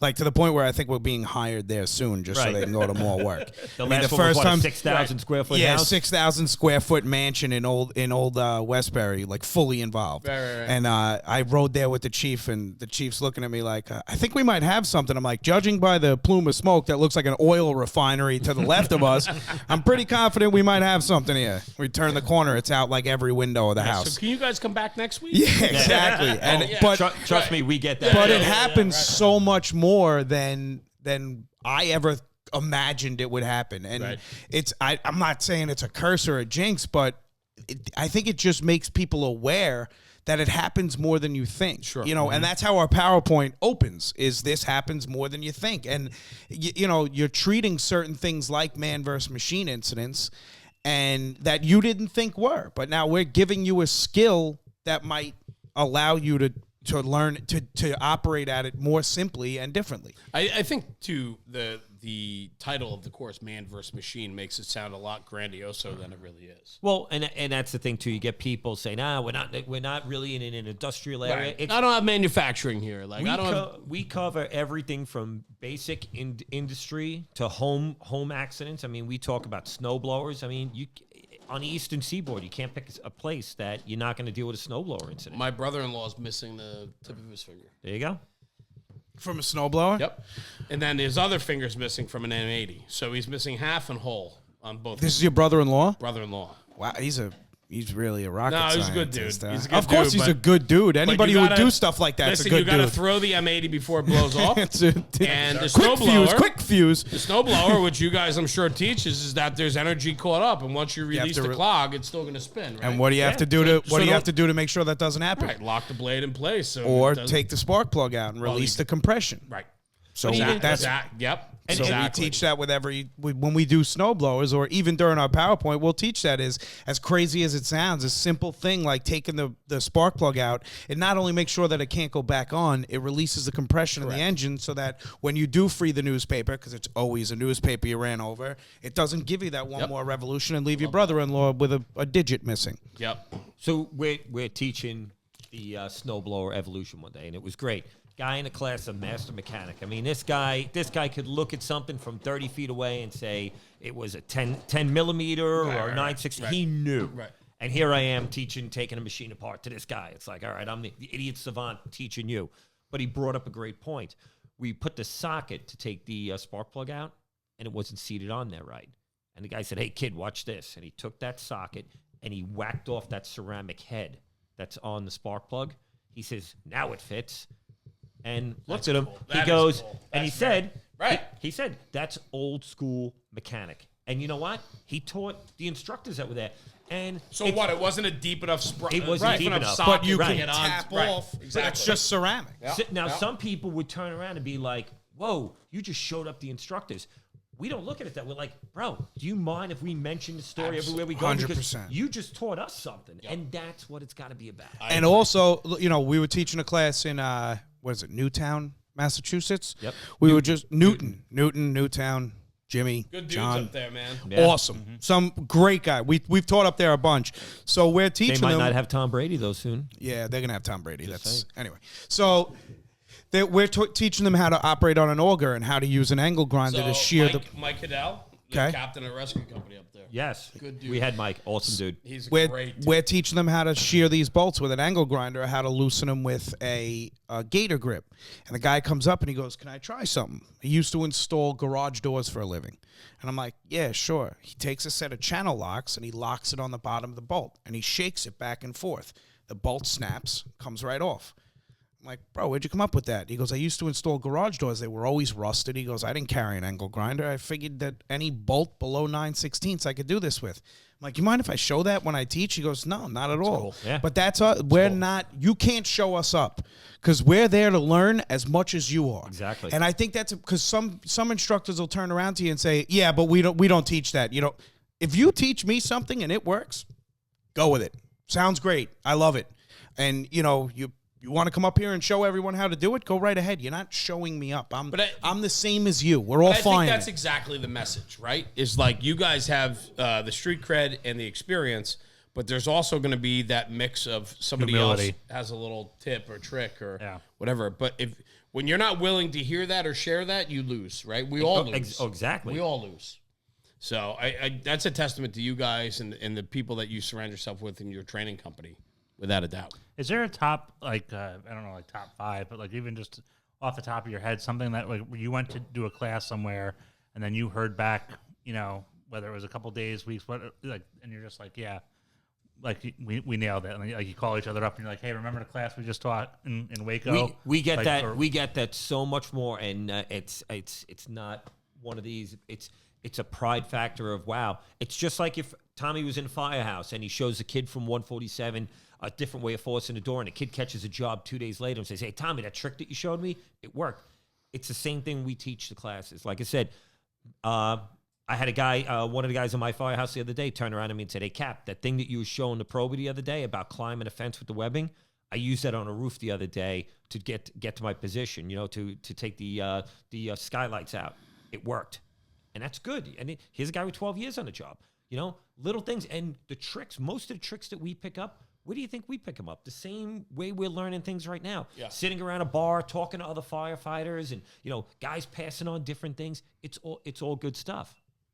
Some of the best drills I've ever been involved in were sitting around we had this old guy in my firehouse. I shouldn't really call him an old guy. He will pummel me. But, you know, he was a senior guy, and he was a senior guy in my company for a long time. He used to sit at the kitchen table every once in a while and just tell stories of jobs he went to. And those are some of the best drills I ever had, because all of a sudden you'd be learning massive amounts of his knowledge through him telling a story. And we weren't putting our bunker gear on. We weren't playing with tools. We were listening to his tips. And sometimes it's a great drill, you know, and people don't realize that they're actually learning when they're getting a story told. Are we still doing that? I think so. I think so. I hope so. I hope so. Yeah, 100%. I hope so.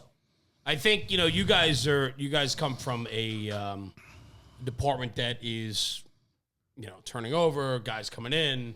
I mean, you have, you know, the repetition of guys coming through the company, promoting out, and just really promoting the fire service, right? Right. I think the FDNY, I mean, just because I'm a New Jersey kid, we're kind of influenced by the FDNY and all that. So you guys have a very strong, like, kitchen table culture, cooking meal. Yes. Right? I mean, you guys work as a company. I mean, it's just, I think people really, when you think of the American Fire Service, like, they look at the FDNY in some ways to say, like, they're the image of what we like to think. Depending on where you are. Yeah, I understand. There's places we go, and you know what the typical line is? As soon as we go to teach something, well, that's great that you guys do that way, but it's only 3 of us on a rig. So, well, what do me and Tommy do?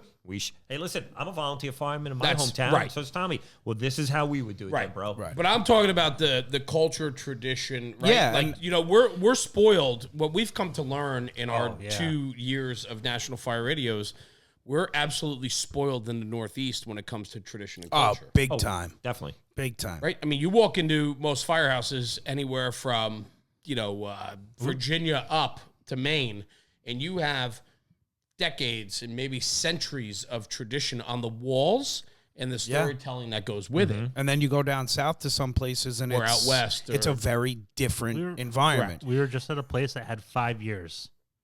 Like, they were established for 5 years, and it was down in Texas with affordable drill towers, and I like telling the story to people because it was just for you and I. We watched it, and it was so interesting. And these 3 street kids worked with Ray McCormick on engine company work, and then at the end of the day, we were like, "Hey, you guys hit the lottery," and I said, "You guys know who that was?" And they're like, "Yeah, that's the brass tacks guy, right?"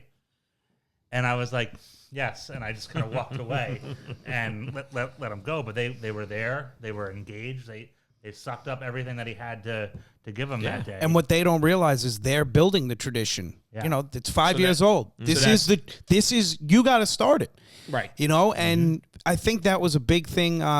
You know, after 9/11 on the FDNY and some companies that suffered, unfortunately, Massive great loss. Yeah. You know, and like I said before, in my volunteer house, we suffered the loss of who was the senior man. You know, my father was that guy that everybody went to with their million questions. But you got to start over. And, you know, just because it's a company down south that's junior and doesn't have the long list of tradition, guess what? 25 years from now, they're going to be talking about you. So, and that's a cool conversation, because for us, like, we're so blinded by the Northeast, of Right. what we know, Right. But we have people that, believe it or not, listen and follow us from all over the country. And when we talk about things, we take for granted what we know, and then you go elsewhere and you go, "Wow, man, these guys are actually in the evolution of building that culture and building that tradition." Right. Yeah. So when I talk about the firehouse culture, in some places it doesn't exist. And so that's why I say that, like, does it exist? Like, your kitchen table, like, we look at the Northeast, like, we look at the kitchen. The kitchen's the round table of the firehouse. It took me right? till I had some time on the job, as you will, and I don't consider myself as having a lot of time at all. I worked with guys who had 35 years. Sure. So my 16 doesn't even compare to that. You know, and this body looking as old as it does already. At You look fantastic. 36 Amazing. years You old. look amazing. Yeah, no, I I look was terrible. like 27 tops. Yeah, I mean, 27. Tucker's only 27. Look at Like him over there. 27 years on a job. But anyway, so, you know, my body ain't holding up to make it 35, 40 years. I'm well aware of this statistic already. Come on. But I think you got it. I used to never understand why my company didn't order out for dinner or for lunch, and I didn't get it. I was like, what are we cooking these meals for? There's nobody working who cooks. This shit sucks. What's going on? Right. Now, fortunately for me, I work in a firehouse. There's a lot of good cooks. Me, Lloyd's ribs and macaroni and cheese, my man. Lloyd's ribs and macaroni and cheese. I actually made that. I actually made that for dinner one day, and I got a massive amount of complaints.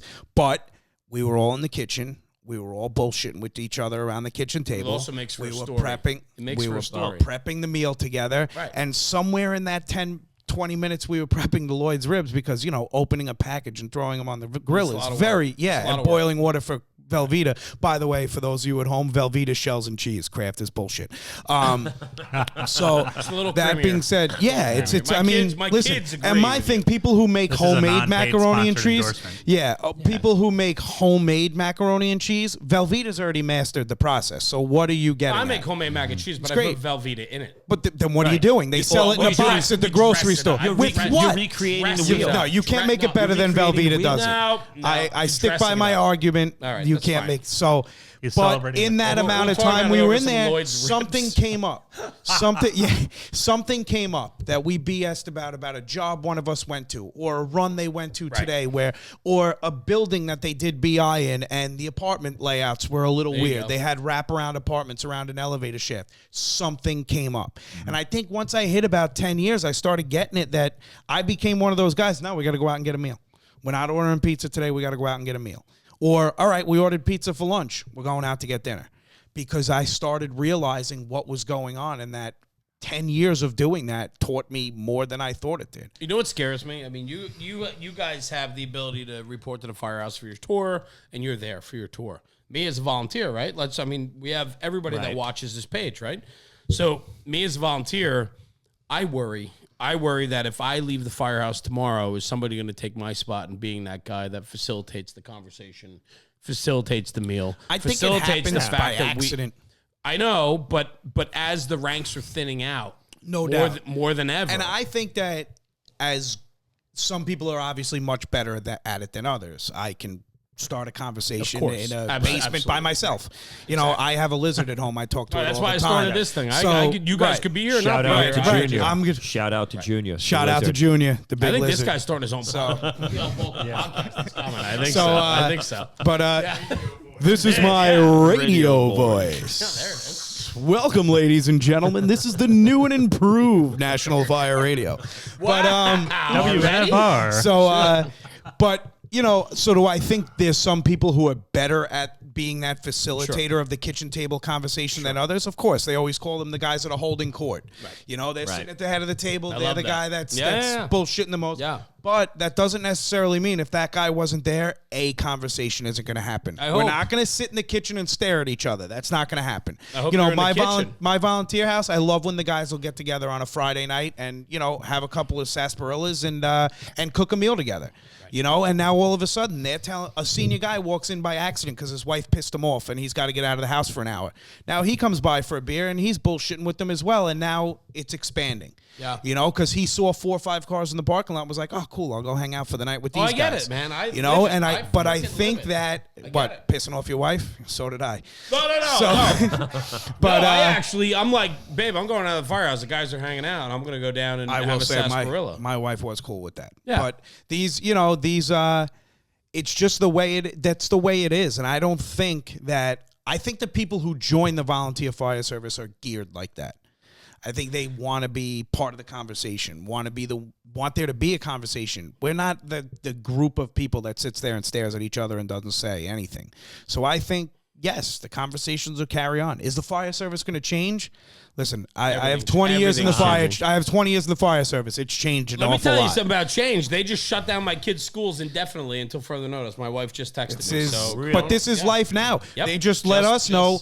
They just let us know the way that we do our staffing is going to change. Yep. As of Monday, we're going to a totally different chart that none of us have really ever worked before. Right. And it's going to be totally different. So, yeah, there's change. But the thing that doesn't change is the traditions of the job. I love that. It stays the same no matter what. And we got to make sure of that. Quote, unquote, they can do whatever they want to us. But Mark, once you're you're the inside captain the of walls... of a busy company, right? Right. It's one thing to be the senior guy or the guy, in the company, but it's another one to be the guy that in the FDNY spirit of things, there's only one captain per house, right? One captain, 3 lieutenants. Per company, Yes, right? Per company, and then one captain, 3 and then lieutenants. 3 lieutenants. So Yes. that's your house. We got to make sure we maintain this. You maintain it with the backbone of the company. I love that. I'm very big on the senior men. Normally, like in my house, the senior guys are the chauffeurs, the truck company chauffeurs. Under them, it's almost like the mafia. Yeah, talk about that. You've got the Godfather, right?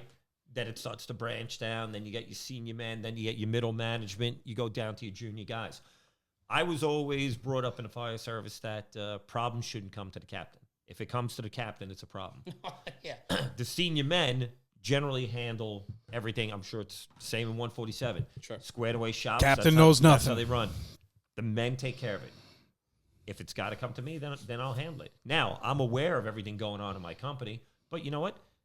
It's well-oiled. They know what they're doing. The guys are awesome. If something's got to be done, we've got a fundraiser we're handling. We've got a funeral detail. Whatever the issue is that we're doing, the guys know what to do. And they'll just say, Cap, we got it. It's taken care of. And that's it. It all comes down to the men. And, again, it's letting the men run the company, do what they have to do to a point. I'll take all the management stuff, and that's my bag. But I let them learn from their mistakes, learn what they did positively, learn what they did negatively, so the next time it doesn't go that way. Yeah, and that's the conversation too, right? Is good. No, we don't have one, Tommy. I'm sorry. I should have pissed on the floor. Yeah, that's fine. I mean, whatever you have to do. But Mark, I agree with you. I think I'll a lot return of in a minute on National Fire Radio. Ding dong dong. Yeah, should we pause for you? Are you that important? No. You don't even have shoes on. What is that? And he's wearing the new stretchy 511 pants. Did you see that? He's got the hipster 511 pants. Not the old traditional 511s, the hipster stretch. Mark, 511 if pants. I could, I think the best thing PL Vulcan could do is start its own podcast. We On our platform. This guy's a character, man. I think we have a good group. While Tommy is out of the room, Yeah, talk about it, I do want to please. bring this up. Yeah, please. We've got 15 guys that work for us. They are fantastic. I mean, we have guys New York City, Boston. We've got guys from Connecticut, guys from Kentucky, guys out in Colorado, all over the place. Massachusetts, up in Worcester. It's a beautiful relationship. What I really enjoy, too, is we have got guys like Tommy, his brother Ronnie. We have Connor. They lost their dads 9/11. Yeah. And one of the things that means a lot to me is I worked with their dads, and we know their dads. And what the nice thing about it is seeing these kids carry on the traditions. I worked with their old men, and they were tough nuts. They were the type of guys that Eddie Garrity, Connor's father, worked with me in Ladder 132. Squared away dude. You'd come out of a building, you felt all full of piss and vinegar, and he would put his arm around you, and he'd go, so, how tall was it? How many fire escapes? Were there window bars? What color were the curtains on the 3rd floor? And just when you thought you were that guy, you were nothing. Yeah. But Yeah. they made you learn, and we carry on those traditions today. So to me, I always get a little choked up. It's great to have guys like that in the company because they're just carrying the traditions on from their pops, and it's an awesome thing. I love the lineage. I love the 2nd, 3rd, 4th, 5th generation. I love that whole conversation, definitely. right? I mean, I'm a 2nd generation guy. Influence, grew up in a firehouse, the whole 9 yards, right? I think we're lucky, but I also think it's a double-edged sword. I think when you come from that upbringing, I'm going to hold you to a different standard. Yeah, you should be. I agree. I should.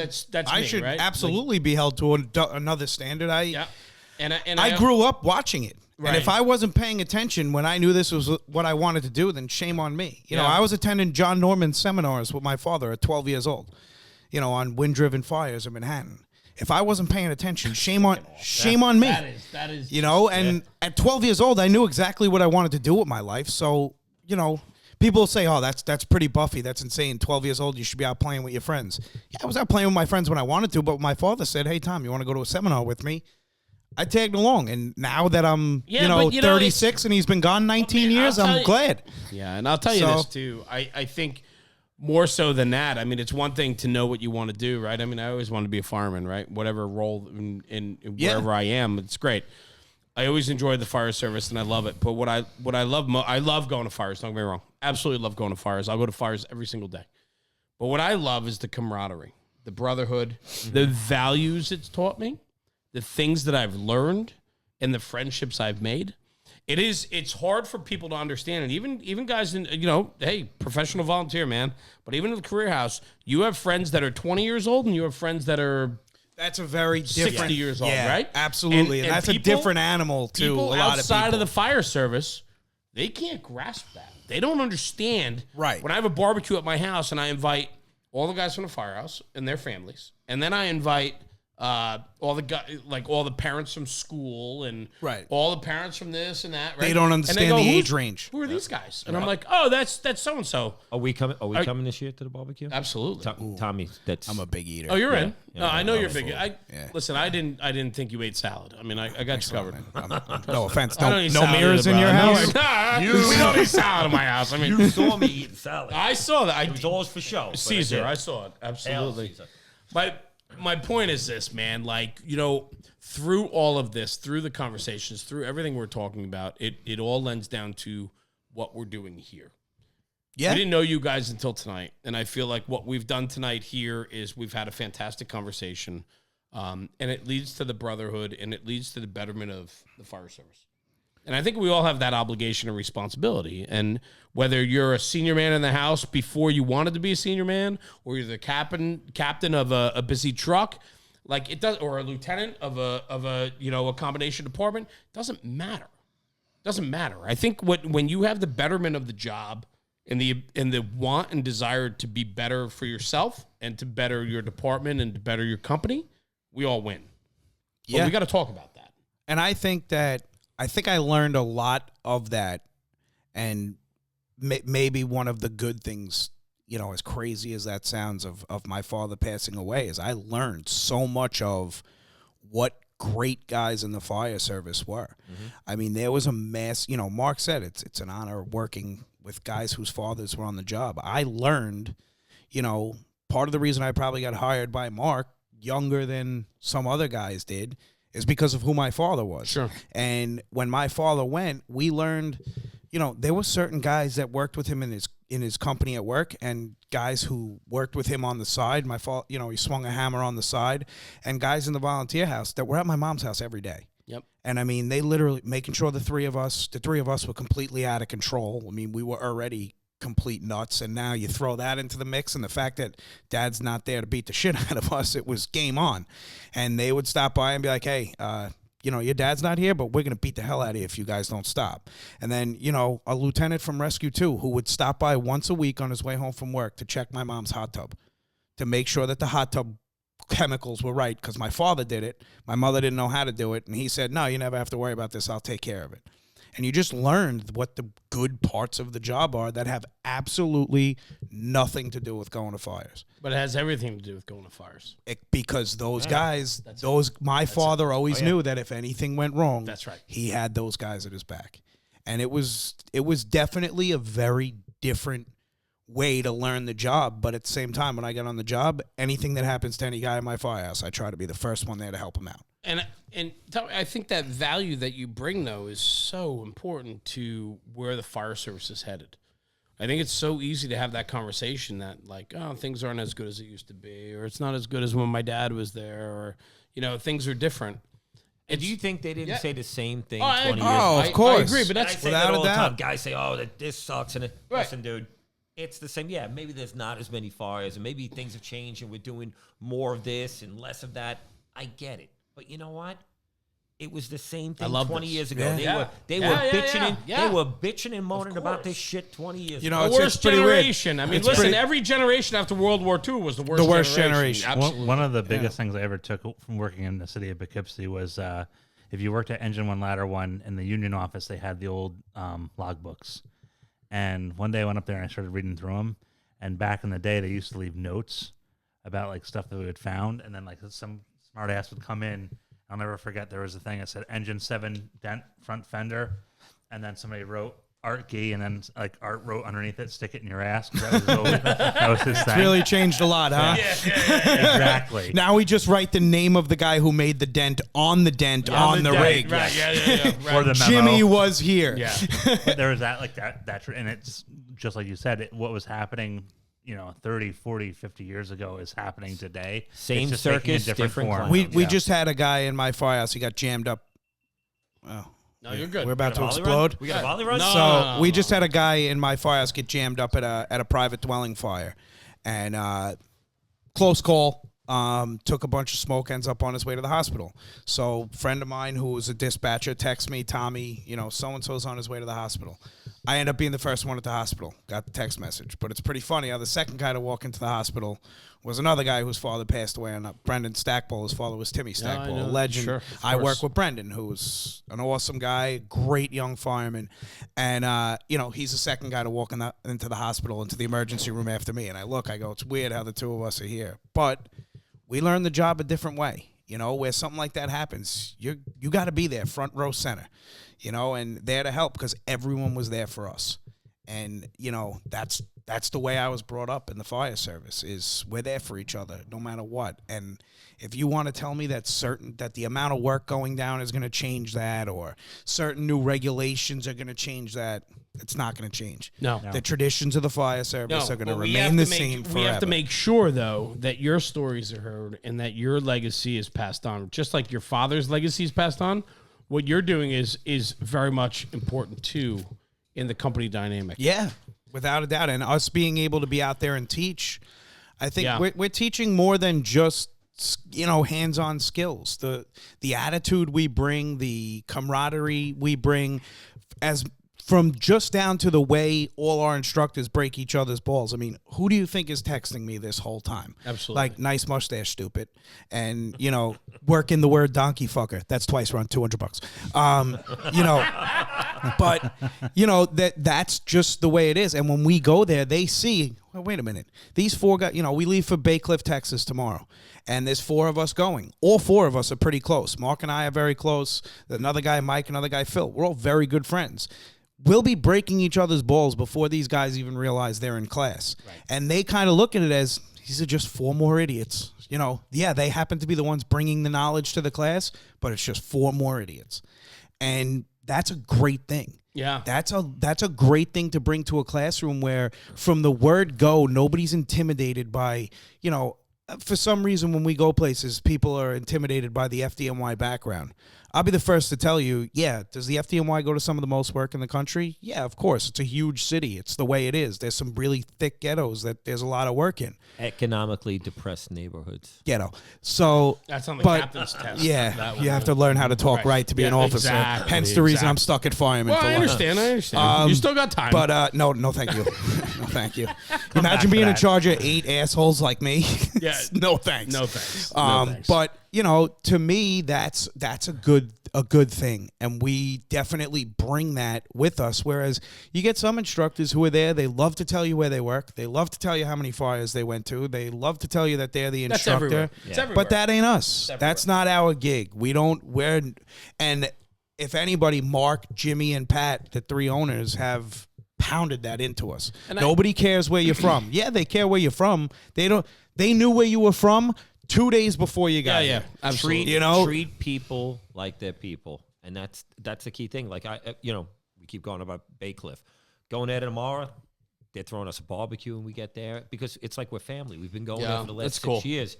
And every year, it's not like you're that teaching company that just came in and did a class. Every year, it's like family. We go back. And it's like, and that's not the only department. We've got probably about 15, 20 places.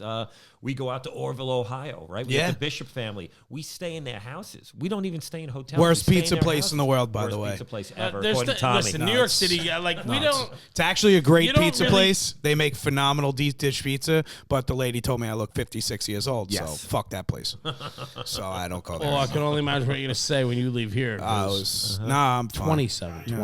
You guys are, Wow. no, here's the deal. Tucker You know, off. it's- off listen, Mike is just throwing I it should out have there. a mustache it. that looks exactly Yeah. like Yeah, yours. that is I don't pretty know legit. where the black mustache like came Hulk Hogan from. shit right You got- there. It's That- phenomenal. Yeah, it I mean, is. that's the way it's supposed to come in. But I you're get not this allowed, shit. though. You can't have that. I mean, there's allowed, and then there's what I'm gonna do just Right, if I right, could. right. You know, this is as far as the toothbrush. That's the best. It's got another name everywhere else, but the job likes to call it the toothbrush. But like I brought my tormentors down a little bit for stabilization, but they're not coming down like that. I mean, you're a full blown towel ladder above your lip. Yeah, that's good stuff. Definitely. But listen, I think that's I don't even know where to go from here. yeah. I do. Listen, I'm so mesmerized by his mustache. I just I can't just want stop. to. I just want to hit on one thing with him. While you were gone, by the way, I pitched you having your own show for PL Vulcan. You mean PL Vulcan Fire Radio? There it is. Hello, everyone. Welcome. My name's Tom. We'll be diving into several things today with Jeremy Robin and our friend Mark Gregory over there, Captain Ladder Company 176. How am I doing? You're doing great. You're gonna do a read Unbelievable. I mean, I'm gonna I go don't take a think- break. I mean, I you don't got- think you I got can do this. It's. oh, you definitely could. Well, I know listen, I I could. mean, I know I could. this- I'm trying to downplay my this- skills. Yeah. I'll be honest with you. Tonight's been fantastic. It's been a really good conversation. I think we hit on a lot of great stuff. It was good for you. I've had better. It was good for me too. Mark, I'm gonna be honest with you, brother. I've had better. It's no. I'm not one of those guys. Like, we got you know what? It's always good. You're a guy. Yeah, right. Yeah, it's Pretty always clear good. when we finish. But I'll say this, right? Like, Jesus. I will say this. This has been a real good go around. We hit on a lot of different stuff, and I think all of it is relevant, and all of it is accurate and to the point that really spells out who you guys are, your training company, who you surround yourself with, and what you guys do. It's important to have a training company to be able to have the pedigree behind you to teach. But it's also important that when you're teaching, you can relate and talk to the. I don't even say. I hate saying students. They're not. They're just not. other firemen. They're just. Yes. That's all it is. Right. We don't have students. And We I have think that's firemen we're important. teaching today. Correct. And I think that's great. And tomorrow, they're even more equal to us than they were when we started because we just gave them what we got. I love that. As Absolutely. somebody who's been in the program, that's exactly how it happens. What program? The man versus machine. Yeah. and Wait, the- I didn't know. I was in a program once. It's why I'm the only guy drinking water. No idea what program. My program was a little different than his program. Yeah, sorry, that got weird real He just quick. wept. Do we have to go by the first names? Yeah, I know. I didn't do right, I didn't do the Tom- I didn't do the Tom apology Gies. step Hi, I'm Rob because Hart. I had I'm, so much to do. It would have taken years. I did Yeah. man versus machine. It was great. Wow. We got to wrap this thing up. This is becoming But I will be honest. It was an absolute honor to have both of you here tonight. We've been going for like an hour and a half, and it's just been. I mean, we go all Flies night. by. Epic. It sure does. I just truly though want to say thank you. I think tonight was a really good episode, and I think a lot of people are going to get a lot of value out of it. We have the fortunate ability to reach people from big departments to small departments across the country. And whether it's PL Vulcan or National Fire Radio or anything else, it's just passing the word forward. It's talking about the job. Yep. We hit on a couple things tonight that I think are going to resonate with a lot of people that were listening or will be listening. And I'm proud of that because what we get to do and what you did tonight with us was to get to leave some legacy. You guys get to go out and teach, and you get to leave your stamp on what you do. For us, it's our stamp is this. We surround ourselves with good people. We talk about the good word, and we talk about why the job is still and will always be good.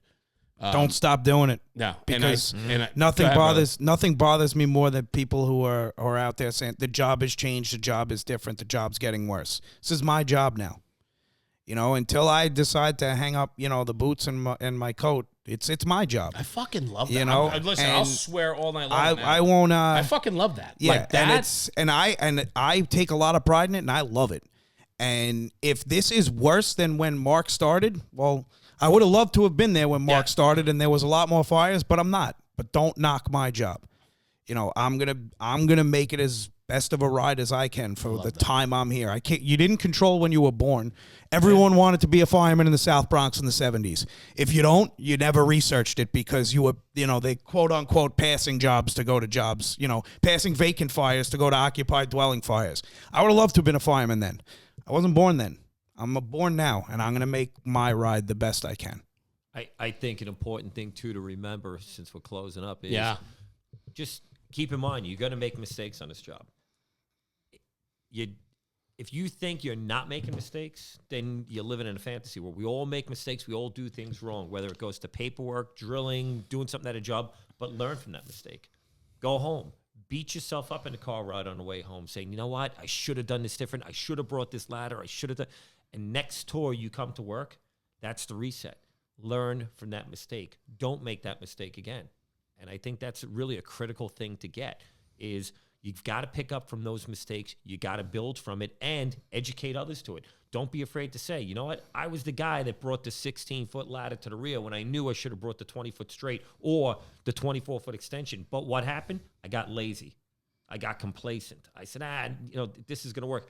Be that guy to explain it because some other guy is going to make that same exact error one day. Maybe you're going to stop him from making that error. It's a constantly evolving situation we have no control over. So we adapt to what's going on. So no one's ever walked out of a fire, spiked their tool, and said, fucking nailed it. It's never happened.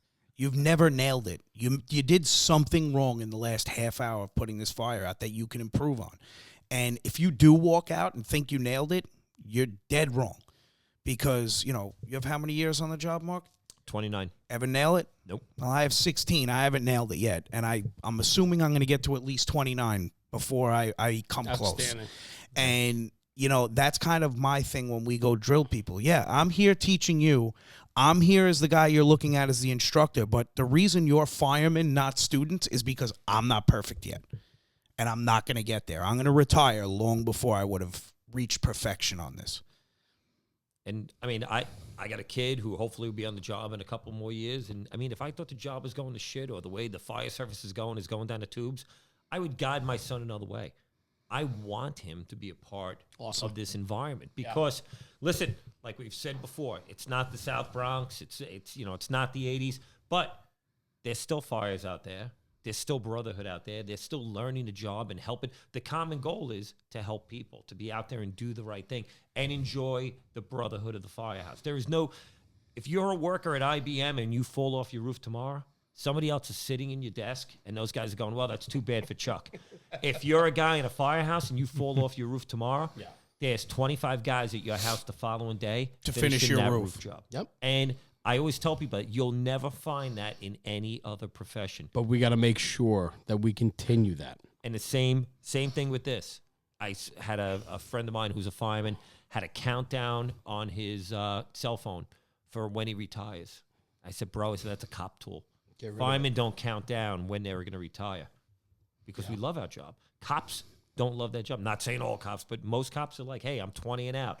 Firefighters, we don't have that mentality. Why? We love doing what we do. We love teaching the young. We love being a part of the family. And occasionally, why do most senior guys end up leaving a job? Because the family changes. There's more young guys in the house than there are older guys. And what do they become? They kind of become separated from what's going on. In, you know, it's a generation gap. But it's there. And you realize it's just natural progression. You know what? I'm the 56-year-old guy in the firehouse, and it's all 24-year-old kids. It's just time for me to move on. It's natural progression. But with that being said, I like to look at it like this, and not something that I'll you look finish. 56, Tommy, because I know I was looking at you and I said nailed that number, huh? So, and I'll say this, and this is how I'll finish up. Friendship, where I'm a volley, and ladder 147. I shouldn't say ladder 147. Engine 281 and ladder 147, because we're a very tight-knit house. The engine and the truck are phenomenal places. Some of the best on the map. And, you know, as I get up in time, I start seeing probies come in. to both places, and it's my job to make sure that they get it. You're not only lucky to be here, but one day you're going to be me, and you got to pass this on. Because the reason they've been great places for so long is because somebody passed it to me. Now I'm going to pass it to you, and it's your job when I leave. Right now, it's my job. Right? Like I said before, this is my job. Stop saying it's going to shit, because it's not. As far as I'm here, it's not going to shit. And I'm going to make sure that in your coming up, you're not going to want to listen to anybody saying it's going to shit either, because it's your job when I leave. And that, to me, is the most important thing. Thank you. We're going to end on that, because I will tell you, tonight's been it's been really good. Epic. I think so. Epic. I really do. I love that word, epic. Epic. We're going to go with epic. It's been epic. It's been a donkey fucker. Three times. 3 times. Hey, before we go, Yes, sir. there's many people out there that like to do challenge codes. Yeah. First of all, once again, we had Let's these talk it. lovely Rosario cigars. Rosario cigars are hand rolled in the Bronx and Staten Island. In the I would South love- Bronx and on Staten you gentlemen- Island. Smell that cigar. It smells delicious. Is that not? Smells like the And you know what the tobacco price of is? You know what America. the price is on this bad boy? So, You know what the price is? No, but All right, don't change the topic. No, not at all. $3. $3. That's a because $3 Mark is cigar. cheap and gets the firefighter discount. Hey, do you guys have a first responder discount? Did I mention I'm a fireman? I'm wearing a hat. I got a shirt. I got a coat. Challenge No? coins. Sorry to hear Cool. that.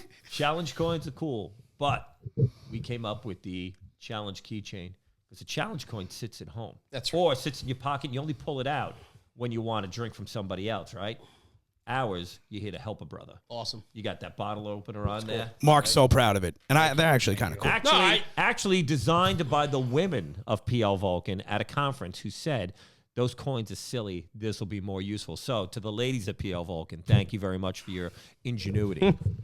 And listen, you guys truly couldn't do, just like us, we couldn't do it without the other half. And I think that's an important conversation. I just want to say thank you. Thanks for making the trip out here tonight. Thanks for having thank us. you, coronavirus, for allowing you to have an easy commute over here. Oh, yeah. Yeah. Nobody's on the road. You people know that traffic isn't People don't- causing yeah, coronavirus, Yeah, right? they don't understand. Phenomenal. Little trick. You want to get out of a speeding ticket? Roll your window down as the cop's approaching. I have coronavirus. Your call, officer. That works, absolutely. There you go. There you go, brother. But I do want to say this. Thank you. Thanks for- Do I need a tissue? No, all right, go ahead. no. I saw your pictures with tissues, and we don't want to talk. Not even get into that, please. We don't want to talk about Odd those. time in the We're phone. moving on. But I do want to say this on behalf of Rob, myself, and Tucker and Sebi and National Fire Radio. Thanks for joining us tonight, man. I think what you guys brought tonight was really a refreshing view of the job. Talking about your company and how you guys humbly do what you do should be credited. And I don't want you to sit here and belittle what you guys do, because I think you guys bring great value to the fire service. And I thank you guys for making the trip over tonight to chat with us and so on, because I think what's going to come out of this tonight is big stuff. You guys and us, we all hit on great topics tonight that I think is affecting definitely. the fire service across the board. And as much as we joked and jest about a lot of it, it's everyday stuff that's happening. So what we love to do here is just put out real shit. And, you know, we kind of make it on a lighthearted note, but it's real conversation. And these conversations are happening in every single firehouse across the country. So thank you. Thanks for joining us tonight. Thanks for the cigars and the bottle openers and so on. But it means the world. And what means more than the stuff is the friendships that are forged here. Absolutely. The brotherhood is alive and well, and we always like to talk about that. And, you know, going forward tonight, if we can ever help and work with you guys on it. If you don't think the brotherhood is alive and well, I agree, brother. check online right now what people are writing, because FDIC is postponed. Yeah. I mean, there's a lot of people who just see their friends and stuff there right. who don't get Right. to see them all year, and Right. it's kind of. I didn't expect the response. Like, there's like 30,000 firemen willing to get coronavirus for them to make it on time. But, you know, that's the brotherhood. Like you just said, and I think that's something you say every episode, the brotherhood's alive and well. It is. And if you don't think it is, you're just not paying attention or you're not a part involved. of it. You're not checked in. Right. You're checked out. And when we do come back, though, for part 2, Tommy's going to unleash the full back tattoo. Not tonight. No, I got to lose some We're weight. holding on that. Little But he chubby will these unleash days. the full dragon. Man, I mean, we will. PL Vulcan is going to give one of our hidden deep dark secrets. Wow, then the full dragon. Tommy's of big Thomas tattoo. Gies. we need to guy. have you back next week then, because I'm jumping out of my skin right now, Sounds- wanting yeah, to it's see you nice. without a shirt on. I'll run on the treadmill every day We got to till get the then. fuck out of here. All right. Thanks a lot, man. It was, Tommy, it was thank awesome. you, Mark. It really was. Thank you, guys. All right.